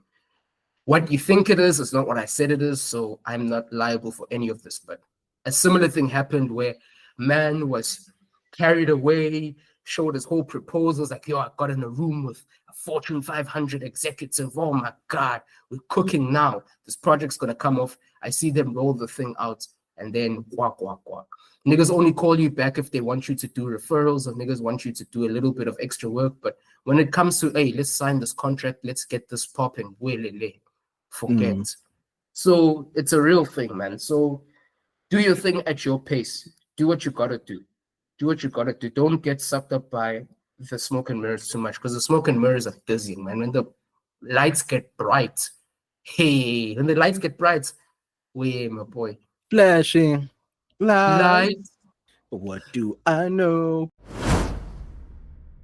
The way people transition, it's like the way we were praising Push at the beginning, or the clips more specifically at the beginning of the episode, where we were saying their transition into their adulthood was very seamless in terms of how they rap and all of that stuff. When you look at Charlemagne, he went to the mental health route, he went to the Yes Queen route, yeah, PC's a god. Joe Budden became a baddie, he became a chakrahan, basically. You know what I'm saying? So it's just like a lot of niggas' trajectories change weirdly. Not weirdly, but it's just odd. Yes, it works for them, but it's just, you can't, like, a lot of niggas pivots randomly. Let me just say like that. Oh, it's like a hard left. Imagine what MacG is going to pivot to in the next 10 years. I don't think he will need to. You think it's going to disappear? I don't think he's going to disappear. I think he's going to become a household name, because the thing about where he is now, he's actually literally uncancelable. Because what he did is that he created a platform for himself where his core audience can get to him directly. So he doesn't have to go through a YFM, doesn't have to go through an external platform. Only people who can really do MacG in is YouTube. But even then, his podcast and chill, he has so many websites, he has so many events, he DJs, so there's so many things that is keeping his thing. And then obviously the grandeur, the chiller's punch, he has so many things, he's so decentralized, it's going to be very difficult to cancel that nigga. All he can ever do is just get the public opinion angry at him. But what people don't understand is that where he is and where his brand is concerned, all publicity is good publicity. Unless he does some heinous stuff, like is called on Epstein's Island or something, some heinous stuff, he'll be fine. All the loud rigmarole and all the loud shit that happens, it actually boosts his brand, because he gets a huge number spike after controversy. True. So every time you think you're cooking him and trying to cancel him, you're actually making him more powerful.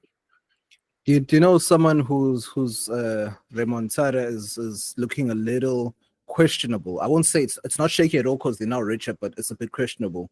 Trevor Noah. because the way you came in the game isn't the way you're doing things now. You know what I'm saying? It's not because I don't know if you had time to listen to that episode where he was discussing or addressing the fake white genocide. Yeah. With Caesar and Anele, right? No. This was with Eugene Koza and Eugene Koza and this other white guy. See how life works. The guy that cooked Ernst Roots on PM Morgan's show. I know Dan Corder.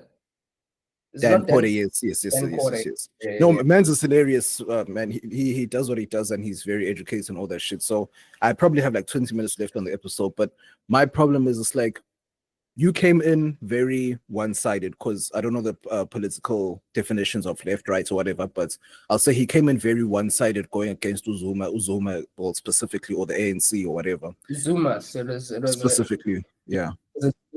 Zuma was the one shot for his head top. It was Mace. Mace me. The nigga will use words he don't really know. Yeah, this. Ungangimizi mina la ikhulunywa khona isingisi, ungangisho kuthiwa ngabe uyapi. Manazi ukuthi ngiyokhuluma isingisi, ungangibizi ngoba angifuni ukuba lapho.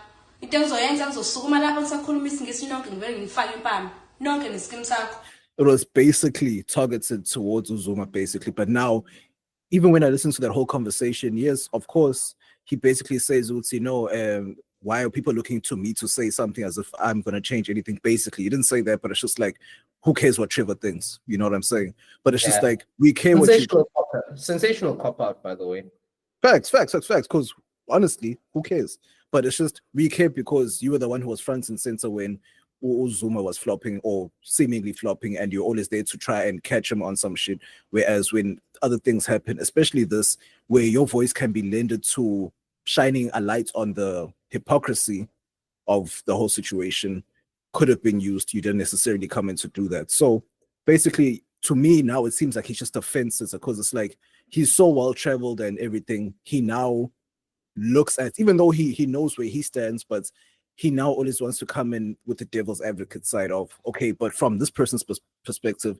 And my thing is like, not everything has to be from another perspective. Some things are what they are. It's like, yes, it will be quite fascinating to go into a racist mind, because it's like, where does this even stem from? Just because I'm darker than you, is that the real thing? It's like, just because I don't look like you, like, where does this come from? I get it. But it's like, when it comes to it's like in his special years ago, where he's like, people should start using the word as pronominal. It's just going to remove the stigmatization around it. I'm like, no, it's not. It's because that shit was some serious shit. Just because Americans use nigga the way they want to, and we've also now adopted it, it's like, well, that's them. They decide to make it cool. We're not doing that shit because our wounds are still fresh. It's not even a fresh thing. It's that we treat it with the seriousness it deserves. So you can't blur the water. Because what happens is, the moment you make like a hard slur like that, I can't even say it. Once you make that like a colloquialism or slang, then it is one more step till the conversation that we are at now. It's like, why can't white people say nigga when you sold the music? And it's like, you no longer have the moral, you don't have the moral higher ground, because this piece of your culture, the cachet, has now been commercialized. And it's a product now. And anyone who buys the product is almost entitled to the full benefits of their purchase. So this is now no longer a culturally significant thing. Yes, I think Black Americans are going to cook me for saying this, but I think that thing is like one piece off.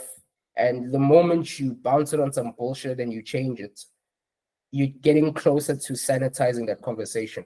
And in similar frames, man, I think even us, as much as we are Black, nigga is not our word.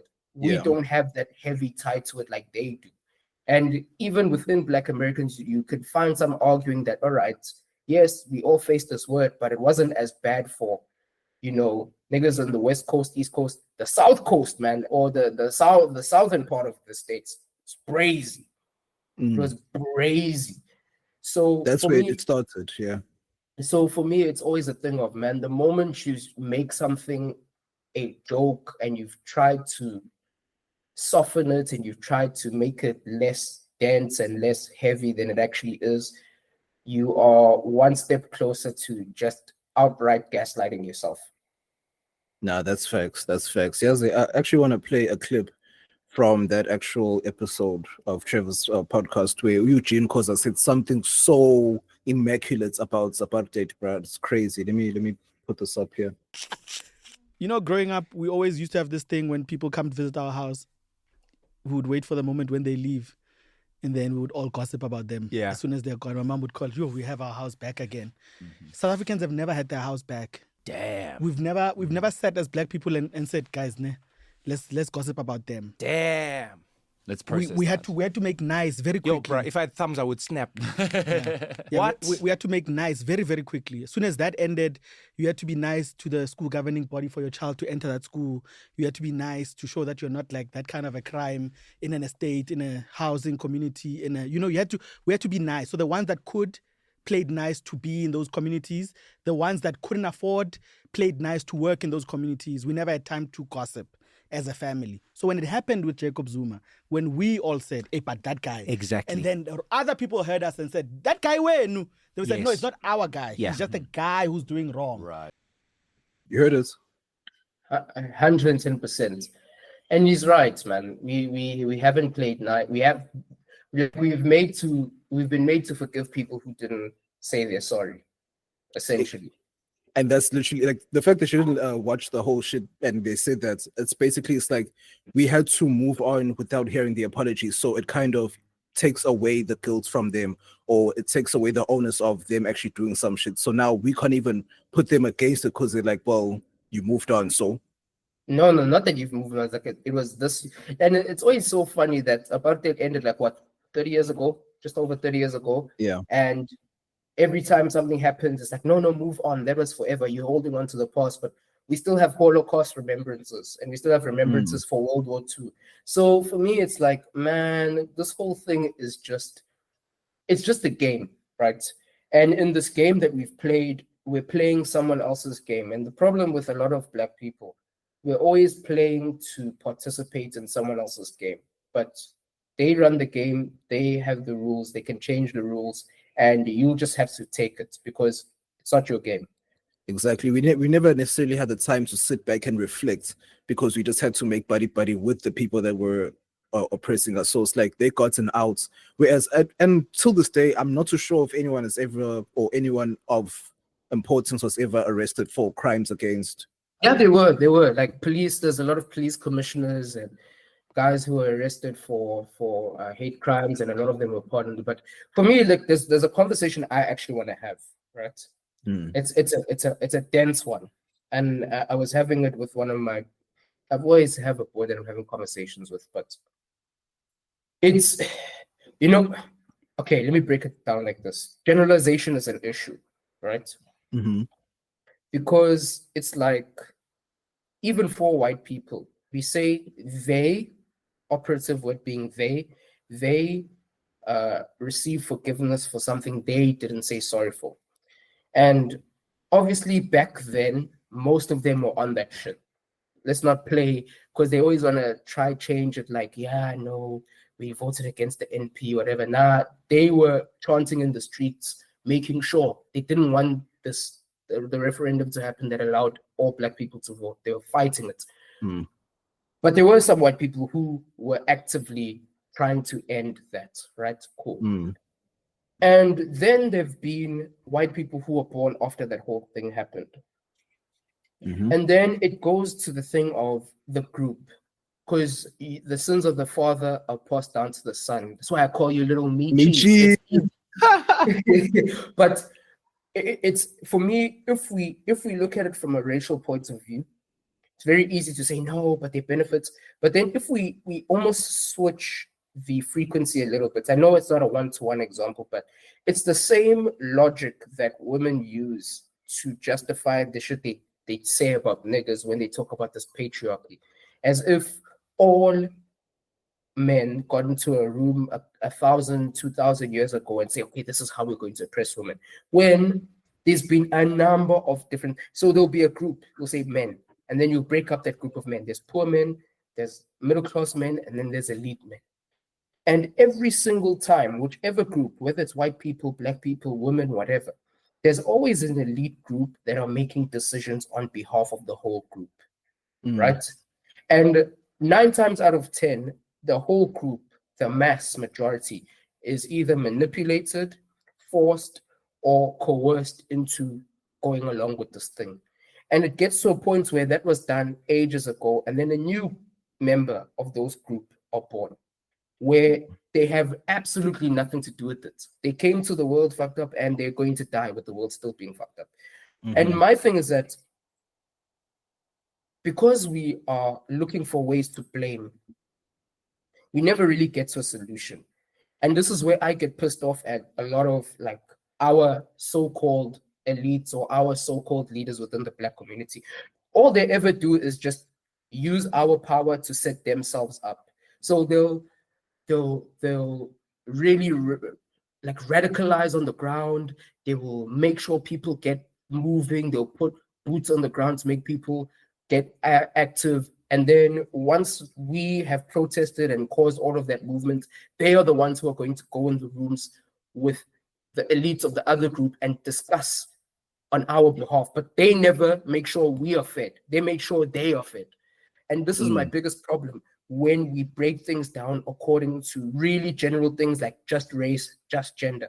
Because you have to use more almost selection criteria: race, gender, social class, motivations. And once we start doing that, the picture becomes much clearer. Because for Trevor Noah, for the presidents, for a lot of the ANC cadres, for a lot of the DAA politicians, whatever, a politician is a politician, white, black, whatever. They have an agenda piece, they have people they need to mobilize, and they have funders who they are accountable to. Whatever the race, whatever the group, whatever the belief system, the number one thing they're looking for is that paper, right? It's that paper. And my thing is that until most of us understand this, that most people, all people, matter of fact, are in it for their own self-enrichment and for their own self-interest, we're going to keep running this game, and it's going to change from race to now men and patriarchy, from that to something else. Because even within the racial game, bro, like I saw that dumbass tweet. I'm sure you saw it, of the woman saying, "Oh, I wish I was a white person. By now I would have had everything." And I'm like, oh yeah, some dumb shit, some fugazi shit. And insert clip, please insert the clip. And you know which one drunk man. That's all I'll say. But that thinking is so warped because one, not all white people are rich.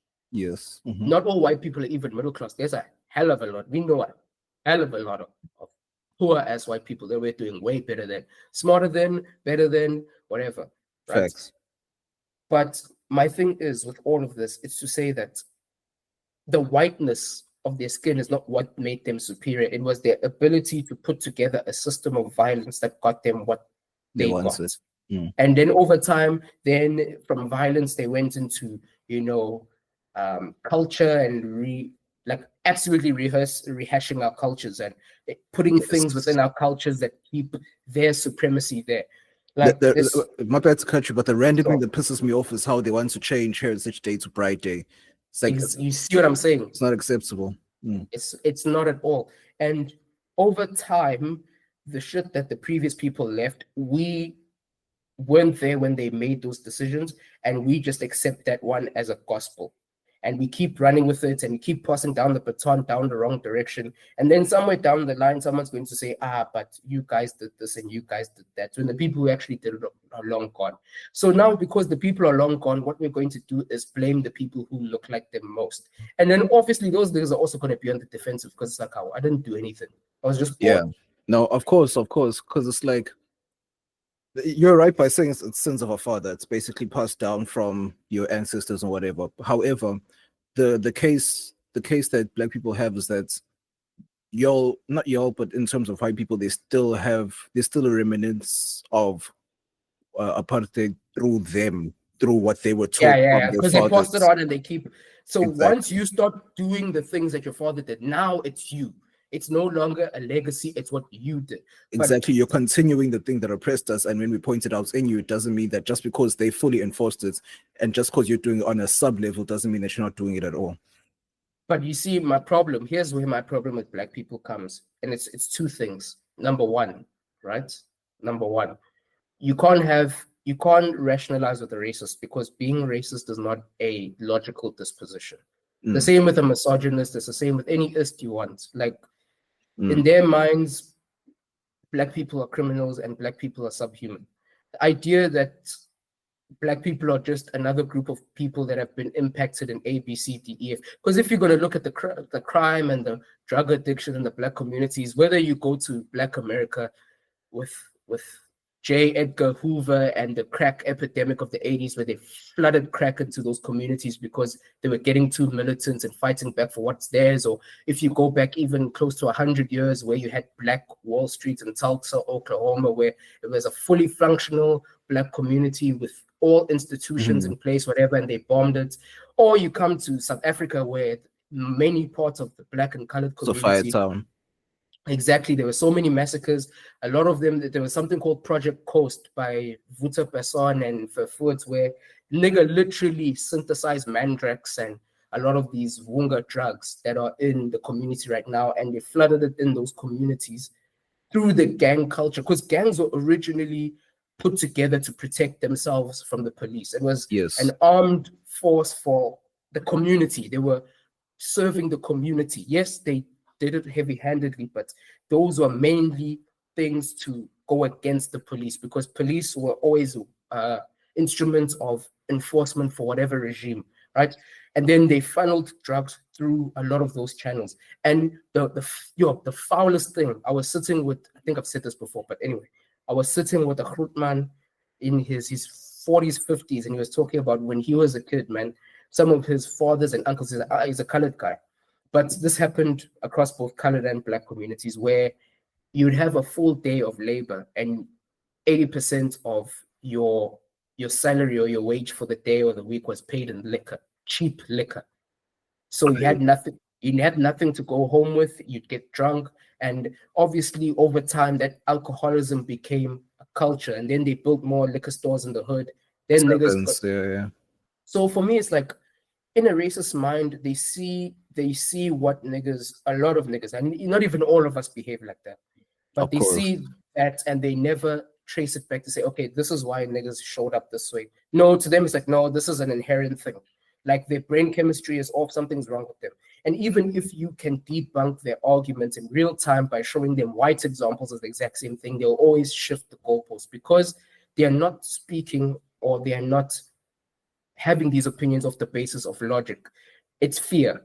Because a lot of go ahead. No, I'm saying, and also white people live in a constant state of delusion, whereby they believe that they deserve preferential treatments, or basically they are entitled, they grew up entitled to anything and everything.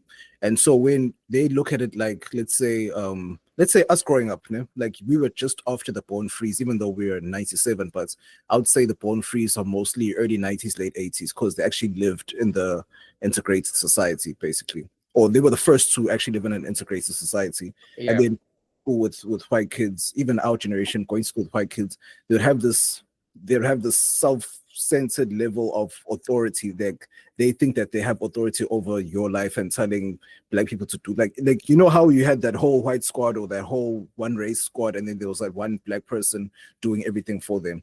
You know what I'm saying? So it's like, it just got weird. Like I remember I went to high school where this one guy just kept hanging out with white guys, and it's like, how dog, it's like, we're right here, like we don't want you to, we don't want them to make you do shit that you don't want to do. And Mans was just dressing weirdly too at the time. It's just like, hey, okay, it's like, bro, if you want to go ahead and do it, we'll leave you, it's your life. But it's like, we're always here for you to know if you wanted to switch back. Because he was a cool dude, he was cool with us and everything. It's just, we just saw that he was just chilling with them too much, and his ways started being mad weird. But anyway, but eventually he spun back and got his shit together. But that's not the point. The main point is that the integration is weird, where it's like they don't see themselves as below or inferior to anyone, where they see that in anything that they do, they have to be the one calling the shots, whether they know what they're doing or not. And it seeps into workplace problems, where it's like, if you're going to work with a white guy on a project or anything that does not know anything, let's not even put it to white people, in Indian too. It's like, they have perceived superiority. They just think. Exactly, and it's like, you don't even know what to do, and you're gonna try and orchestrate shit, and then you're gonna try and take the credits at the end.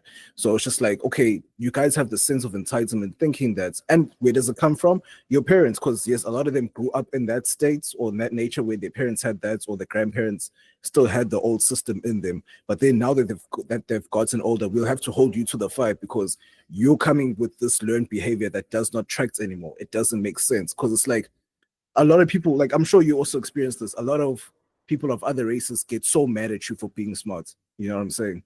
Yeah. But also caveat, can you blame them? Because I don't blame them. Because look at it this way. If you come from a creed, race, tribe, or culture that has been dominant for the past 400 years, why wouldn't you let your shit hang? Whether you've done anything to earn it or not. But the fact that you come from that cloth, or someone in your lineage did that for you at the scale that they did, of course I'm gonna let my shit hang. Even only if I'm directly from that lineage, not when I'm not trying to get the wins off of someone else just because of the color of their skin, because you can still be at the bottom of the totem pole. Yeah, but the thing is, that's what's so clever about it, because that totem pole allows for further segregation. So I'll put it like this. I've noticed the trend, like it's always the poor trailer trash white people that go on about white power. But the white people who actually got their own shit, yes, they may be racist, but their race isn't the biggest thing that they are proud of. It's their own actual success. Like, if you had to take like Umlungu wase View, bro, or Umlungu wase Prakpan, these shanty towns where white people are poor as fuck, and then you take a white person from Camps Bay or a white person from Santon, from Bluff. No, I'm not talking about Bluff. Bluff is not a high one. Yeah, but those areas, you take the bottom of the totem pole, socio-economic white person, and put them in a room with a Bezos or a Rupert or whatever. Bro, those people have nothing to talk about. Matter of fact, those people will hate each other because one sees the other as inferior and the other one thinks the other one is too bougie, which is exactly the same thing that happens with black people, which is exactly the same thing that happens with every group. Yes. Which was coming back to the second point, because I said the first point that pisses me off is the fact that we run in those circles expecting to participate. Then the second one is that the problem with black people is that we want permission too much. We're waiting for permission. And my thing is, when it comes to things of this nature, you can look at it in any context, whether you're looking at it in a racial context, tribal context, man, the person who calls the shots is the person with the guns, the person with the power. There's a reason why, even within the South African tribes, there's a reason why the Zulu tribe has such a sense of pride in themselves, because of the militant dominance that we had. True. And the center on our culture and building who we are. And obviously, yes, there's hierarchies, and the white people came with more force and they were able to do that. And my thing, the answer to all of this is that there are white people who are willing to work with us, and there are black people willing to work with them. But at the top of all these power structures, there are a white elite who are looking out for themselves, and there's a black elite looking out for themselves. And because they have the resources and the power, they're going to share propaganda and create conditions that make us go at each other's throats. Because an average poor white South African has more in common with an average poor black South Africans than they have with members of their own group who are higher on the socio-economic scale. The only difference is that one has their skin and like the legacy of that skin to hold on to. And even if you look at history, there was a point where like Boers, Afrikaners in the 1920s, they had preferential treatment with regards to working in the mines. Like even Winston Churchill said that the Afrikaners are so inferior, so this and so that they had to have that to set themselves up because they couldn't compete naturally. And if we break up everything, it just points to the fact that people who are given an advantage will do well. And instead of us consistently arguing who's better, who's not, let's make sure everyone gets the equal opportunities, and let's see what everyone makes of those equal opportunities. And not just equal opportunities now, but equal opportunities within the context of what has always happened. If you've had a leg up for the past 200 years, man, you can't say after 30 years that BEE needs to be scrapped. These niggas had enough. There's no ways, bro. And and it doesn't make any logical sense of. And it's also they're trying to create this thing of it's or cutting their opportunities or their children's opportunities. In what way, shape, or form? The reason why it was placed there was because, like we said at the beginning, none of the shit was actually addressed. Where yes, of course, there were laws put into place to try and eradicate certain things that were placed during apartheid times, but they have loopholes. They have mad loopholes. So we had to put shit in place for us, and it's not necessarily for black people only. I'm sure colors are also grouped in there, even though they don't want to be grouped.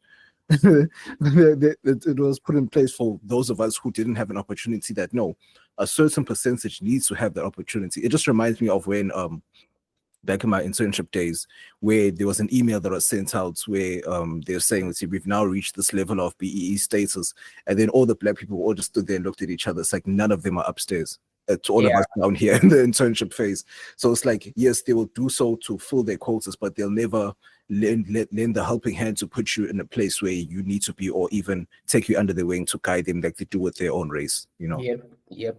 So for me, man, I think the situation or the solution for all of this is that if we want it so bad, let's just take it. That's what they did. They've already shown us the blueprints of how to have it. You take it by force, and then you create stories, and you create, not necessarily propaganda, but history. History is always seen as a way to recount events of the past, but history is a tool to shape societies, really, because history is always told from the perspective of the winner. And true, that's facts. And we were like the poster boys or the poster children for forgiveness. Like it's crazy. Like everyone was like, okay, no, you need to, like we were saying in previous episodes, that we really do have a saving grace of being that country where yes, we went through some horrid shit, but the way we would have been in pure and utter shit if we just took everything over and then just tried to run it from there. So yes, like I understand that deals were made that we will never know of, or that will never be uncovered unless they're unsealed from wherever. That's okay, we will integrate in society. However, we're just going to do it in a quiet way, though. And the money's still going to stay in the same place. Exactly. The real power is going to stay in the same place, but all the nice things. And of course, I'm not going to say that there hasn't been progress. Like the fact that we exist, I can drive the car I drive, travel to the places I travel, do what I do, because I've been given that opportunity, right? Yes, on my own talents, I've earned it, worked hard, but without those things like BEE, I would have never been given the shot, because the people who call the power want to hold on to it with an iron grip. And that's just the reality. And also another thing, man, on that forgiveness tip, have you been seeing the Operation Dudula thing? Recently or? Recently. So basically in Southie, there's Operation Dudula. It's a part civil society, part community forum, part political party that is anti-immigration, right? Mm-hmm. So what has happened is that they started now going to hospitals and demanding a South African ID, a legitimate South African ID, and they ask you questions like, where are you from, blah, blah, blah. And it's because there's been an overflow, an influx of illegal immigrants who have been using South African health services. And, the conversation is, it's so inhumane to deny someone healthcare, right? When they are in need, all of that. But, on that specific day where they were like removing people there, they found that there were 94 pregnant women in the pregnancy ward. Only 4 of them were South Africans. They're 90. So you're telling me like damn near 90% plus minus were illegal immigrants. And this infrastructure that was set up to assist South Africans has damn near been there for them. And the crazy thing for me is, even if we take away the immigration chat, it's the hatred. It's like you come here, you benefit, you improve your life, but then you hate the very South Africans that you want to live amongst, because you've left all those things. And then you get loud when you hear, but then in your own countries where you could have made the change, you don't. And for me, it's I don't believe in denying people healthcare who are in need, but it's like desperate times call for desperate measures, because shit is real right now. Like the entire hijacked buildings, bro. These niggas come in and hijack buildings. Like a building will be there, and then they'll cool drink or bribe a young nigga and then get false deeds, and then a house that is vacant, they'll move in. And then obviously South African law and the constitution, you can't forcefully move people from property. There has to be a court interdict and a whole process and blah, blah, blah. And by the time that whole process is done, they leave, and then the people and the lawmakers and the police go there, and then it's like, oh, but this building is vacant. Okay, it's done. Then they come back, and it's a whole thing. And entire blocks, entire neighborhoods, entire cities are occupied by people who are not paying rent or not keeping the infrastructure up and actually dilapidating it, and they're illegal. And they spit in the face of Black South Africans. And like, for me, this is one of those chats where it shows that this isn't just a racial issue, it's a group and tribal issue. It's just that race is the highest form of tribalism. Because even finance is a form of tribalism. And, you know, it's in a sick way, it's funny to see the white people starting to feel the same shit as well, because they're getting, like, South African white people are getting cooked in Cape Town, hey? Now, of course, because it's like you wanted to open it up, but then now it's now being overflooded by everyone from all sides. So then now you'll just want to break away from the rest of the country, where the problems won't end when you break away from the rest of the country. It won't end. It will exactly, because you're either a poor or middle-class white South African, and then another middle-class white American comes from America where his paper is longer than yours. It's longer than yours, and then suddenly you can't afford to live in the neighborhood you live in.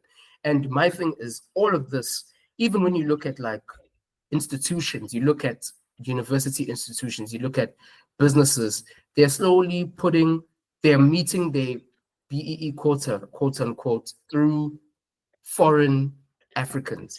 And yes, I understand as a South African, we're all mad about it, but from a political perspective, that's a genius way of population replacement and fixing your problems without addressing them. Because all you have to do, you know, this land issue is a thorn in the sides of a lot of white South Africans, the land expropriation thing. But if you replace all the Black South Africans who were here before you were with Black Nigerians or Black Zimbabweans or Black whatever, those people who are coming in, first and foremost, are happy to be here, happy to have better opportunity. But secondly, they have no legitimate claim to this land. So you crush the land dispute by replacing the Black people who actually have claim to it by the ones who don't. And they are more willing to work with you because they're just happy to get the chance. And even from a white perspective, because white South Africans, again, have high standards, all of this, they'll tell you. If your shit stinks, they'll tell you. They're not afraid to complain. But you replace them with white people from all over the world who love the country and how cheap it is. You've also sorted out the problem with them because you no longer have to be accountable to them. You've basically replaced your population with people who are consistently fighting you, people who are consistently upset that you haven't fulfilled XYZ promises, with the people who just on their arrival, they're really happy. They're just happy to be here. Mm-hmm. And from a political perspective, that is a brilliant move. And they're going to succeed because South Africans are so divided. Laxed. And also, we're just very laxed on everything. Like, our immigration laws are so lax that people can come here with entitlements. They feel entitled to things that were, or infrastructure that was set up for the average South African. So it's not that we're not necessarily fighting, quote unquote, fighting white people, but it's just now it's against every other nationality, because then they come here and then they start forming their own groups and start mobilizing better than we do, and then they have the entitlement of, no, wait, I've been living here for 5 years, my whole family has been living here for generations and generations, so now we're not standing up and putting our foot down, because it's like it can happen any day. We're so lax, and it's like the project is still running so well on Black South Africans. Sorry, we can get him low man. Pause. I actually want to push back on the narrative that we're lax. I don't think South Africans are lax at all. I think we're very hardworking people. Do you know that we are top 3 early risers globally? Like, bruh, I'm talking about lax in terms of our systems. Like, I know that we craft, like, it's a no-brainer, but it's just in terms of our systems, the way our government moves. It's just we're so accepting of everything because we're still trying to put the Rainbow Nation face on, even though we're not anymore. Hear me out. This is where I'm cooking. This is the angle I'm cooking from. It's that, and it's not even just South Africans, hey? It's not just South Africans. It's every group of every person from every country in the world is exactly like this. Because one thing that happens is that our governments and all governments are all compromised. We can accept that as a fact. Of course, yeah. They all have funders. They all have people who are funding their campaigns. They all have people that are answerable to, that are not the supposed citizens of the country who have voted them in. That's the first part. And this is true for many countries. And all of them are under one agenda. That's number one. Number two, there's so many things that your life is jumping you, bro. Like, you're just trying to keep your head above water in your personal life. Like most South Africans, as much as niggas stunt and act like they've got it like that and the bread is nice, cool, but most people are struggling, right? And if you aren't struggling, you're one of the few privileged, cool.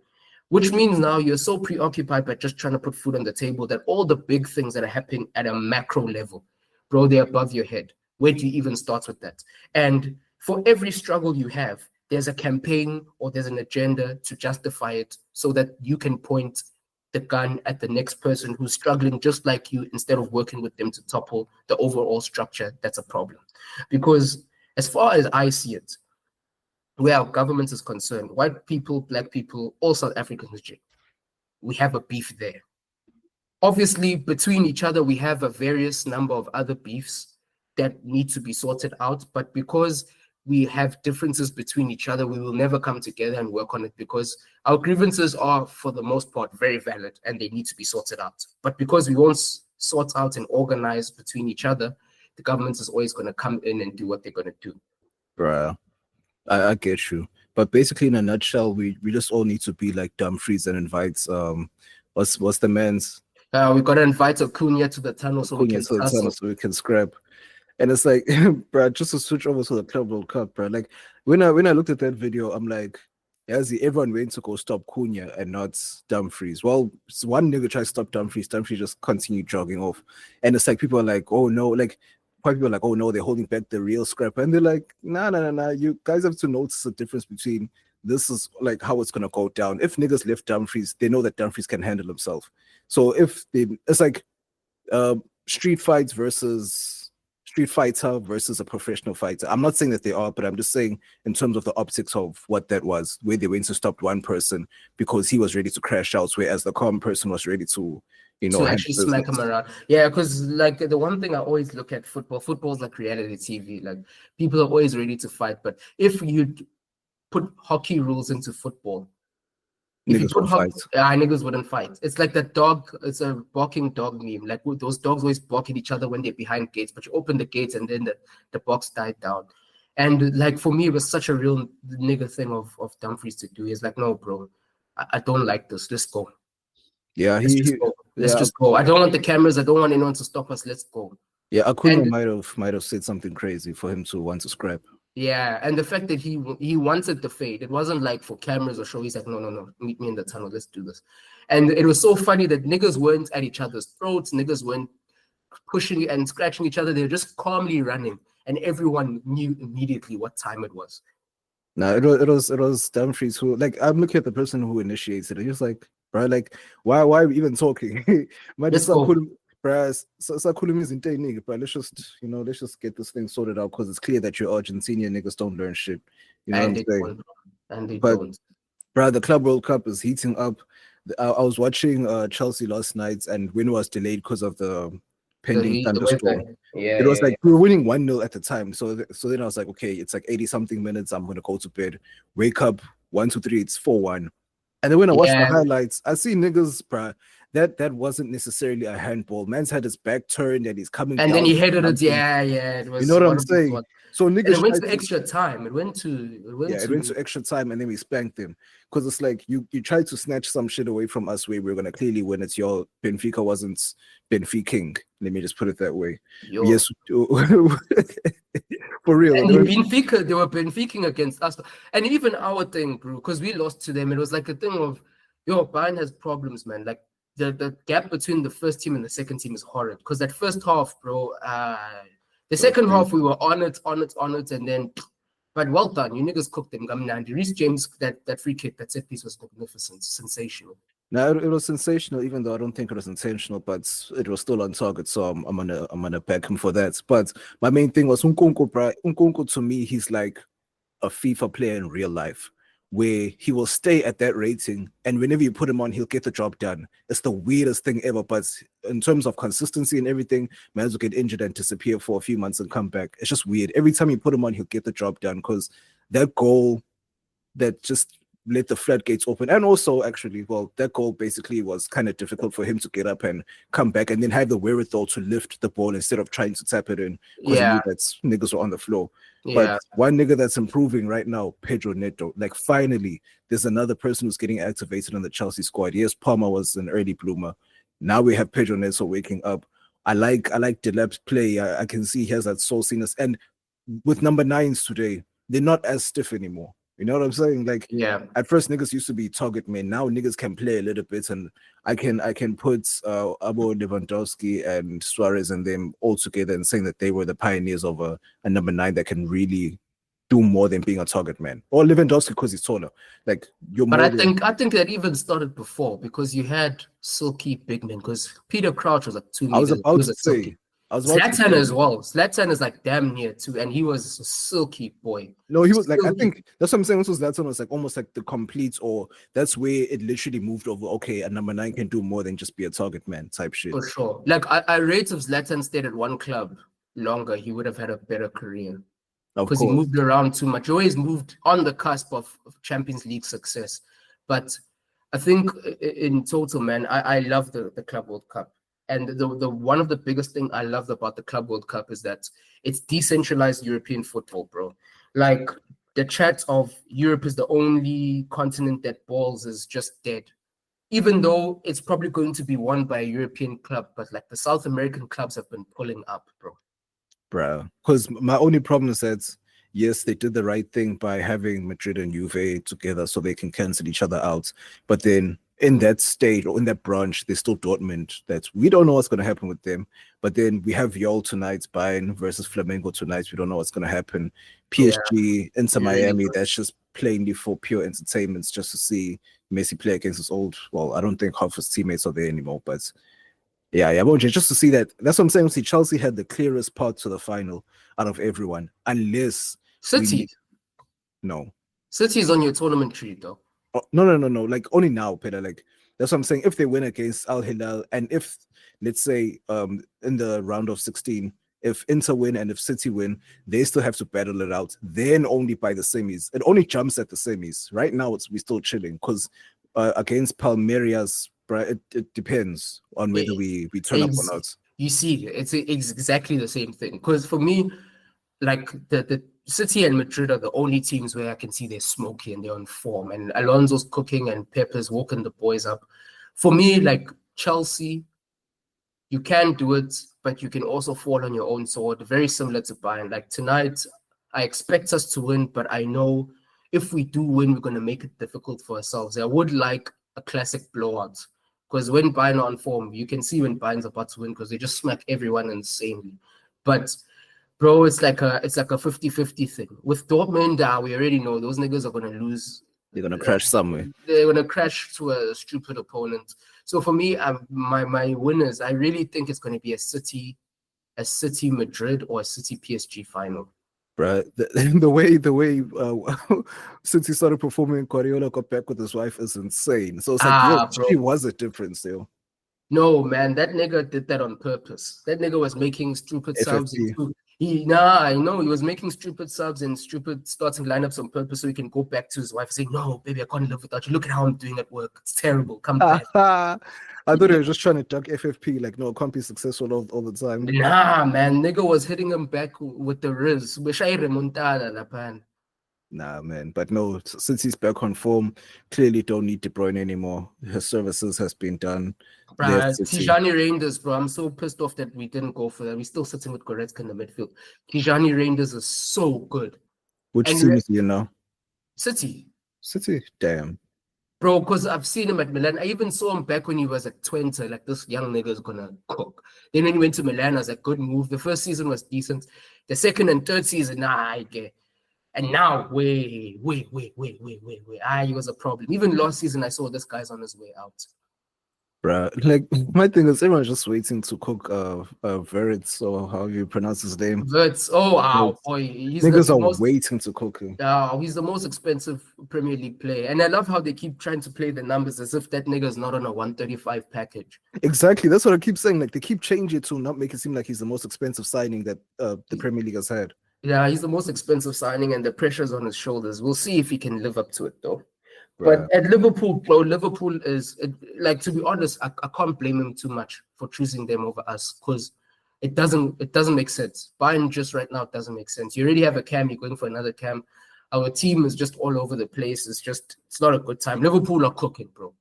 And then I'm hearing that niggas are just doubling down for Mark Gahey as well. They got Kerkesh. Now they're going for my man. What's his name at the number 9? Isak, bro. Come on. If they at least do, like, of those proposed moves, if they can at least do one of them.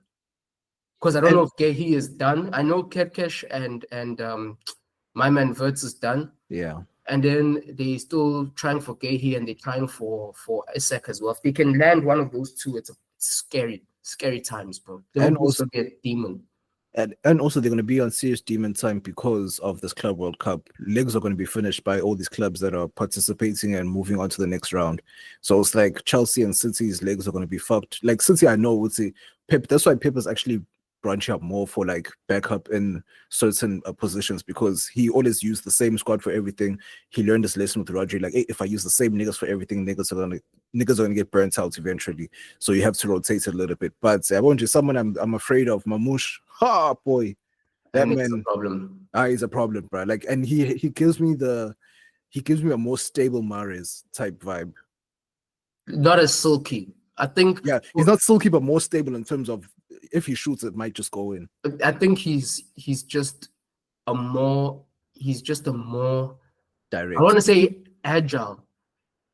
Direct. He's not. He's direct, but he's Salah. He's like a younger, more tricky, techie Salah, if I could say it like that. True.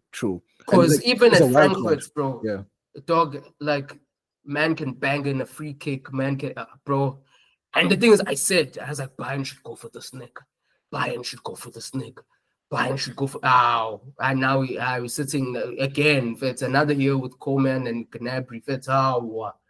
Hey, you'll have to rely on Elise, bro. It's nothing else. And bro, Elise, that's the one thing I'm glad we did. Because Leroy Sané is gone, bro. Yo, what a gone play. Did you see the Benfica game? How that man missed 3 1-on-1s? Niggas are not real shooters anymore. Yeah, I was wondering why niggas are still playing. Then I realized the season isn't over yet, so that's why niggas are still playing. Yeah, only I think tomorrow or Tuesday. July. It's like the July. Yeah, and then niggas actually switch over. But it's just crazy, man. But Damn, at least get a medal at least. If you guys win. Sorry? Does he get a medal if you guys win? Yeah, of course. Even Muller is also going to play his last game tonight. So. Where is he going? Muller. He's still chilling. My man's chilling. He said he'll free decide. Agent. Yeah, he's going to be a free agent. He's going to decide because there's mad American clubs that want him. I know there's been a couple Bundesliga clubs, but he's like, yeah, I'm never going to play for another German team. There's only one German team I'll ever play for. So niggas looking at America, and he's like, I want to play football, but it has to be the right project for me. So we'll see. No, that's true. Like the MLS used to be the home for retirement niggas, but now Saudi is another place that he can go to and make some maybe. But yeah, man, Saudi's cooking, man. Like Al Hilal, man. Ooh-wee. I know those boys can play. Those boys can play.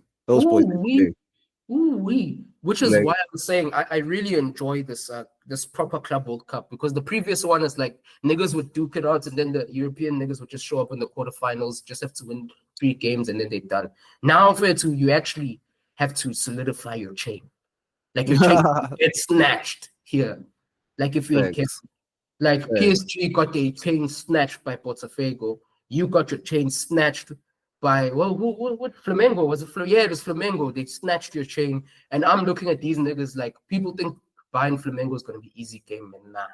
I think we have a problem. Like Bayern has fallen off where we can't come back anymore. Like if we score first, then we'll win. I know we'll win if we score first, but if they score first, it'll be trouble, big trouble.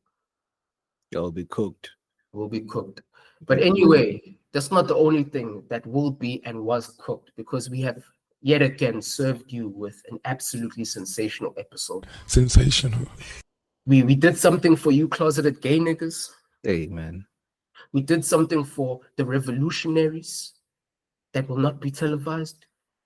We did something for hip hop niggas, as we always do.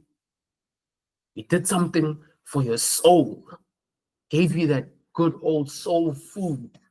The one that can wake you up after a hangover. The ether. The ether.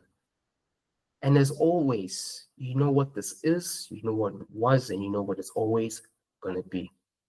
This is the world's most sensational podcast with yours truly, Bavaria in your area. And Wesley Sniper. And as always, this was the Let Me Mansplain Podcast, world's most sensational podcast where everything goes. Just as long as you can mansplain it. Mansplain, give me a chance to say everything, but yeah, bye-bye. Bye-bye. Bye-bye. Like Teletubbies. Dub. I was thinking dub. Bye. Bye with his 4 fingers. Yo, man. We out. We gone.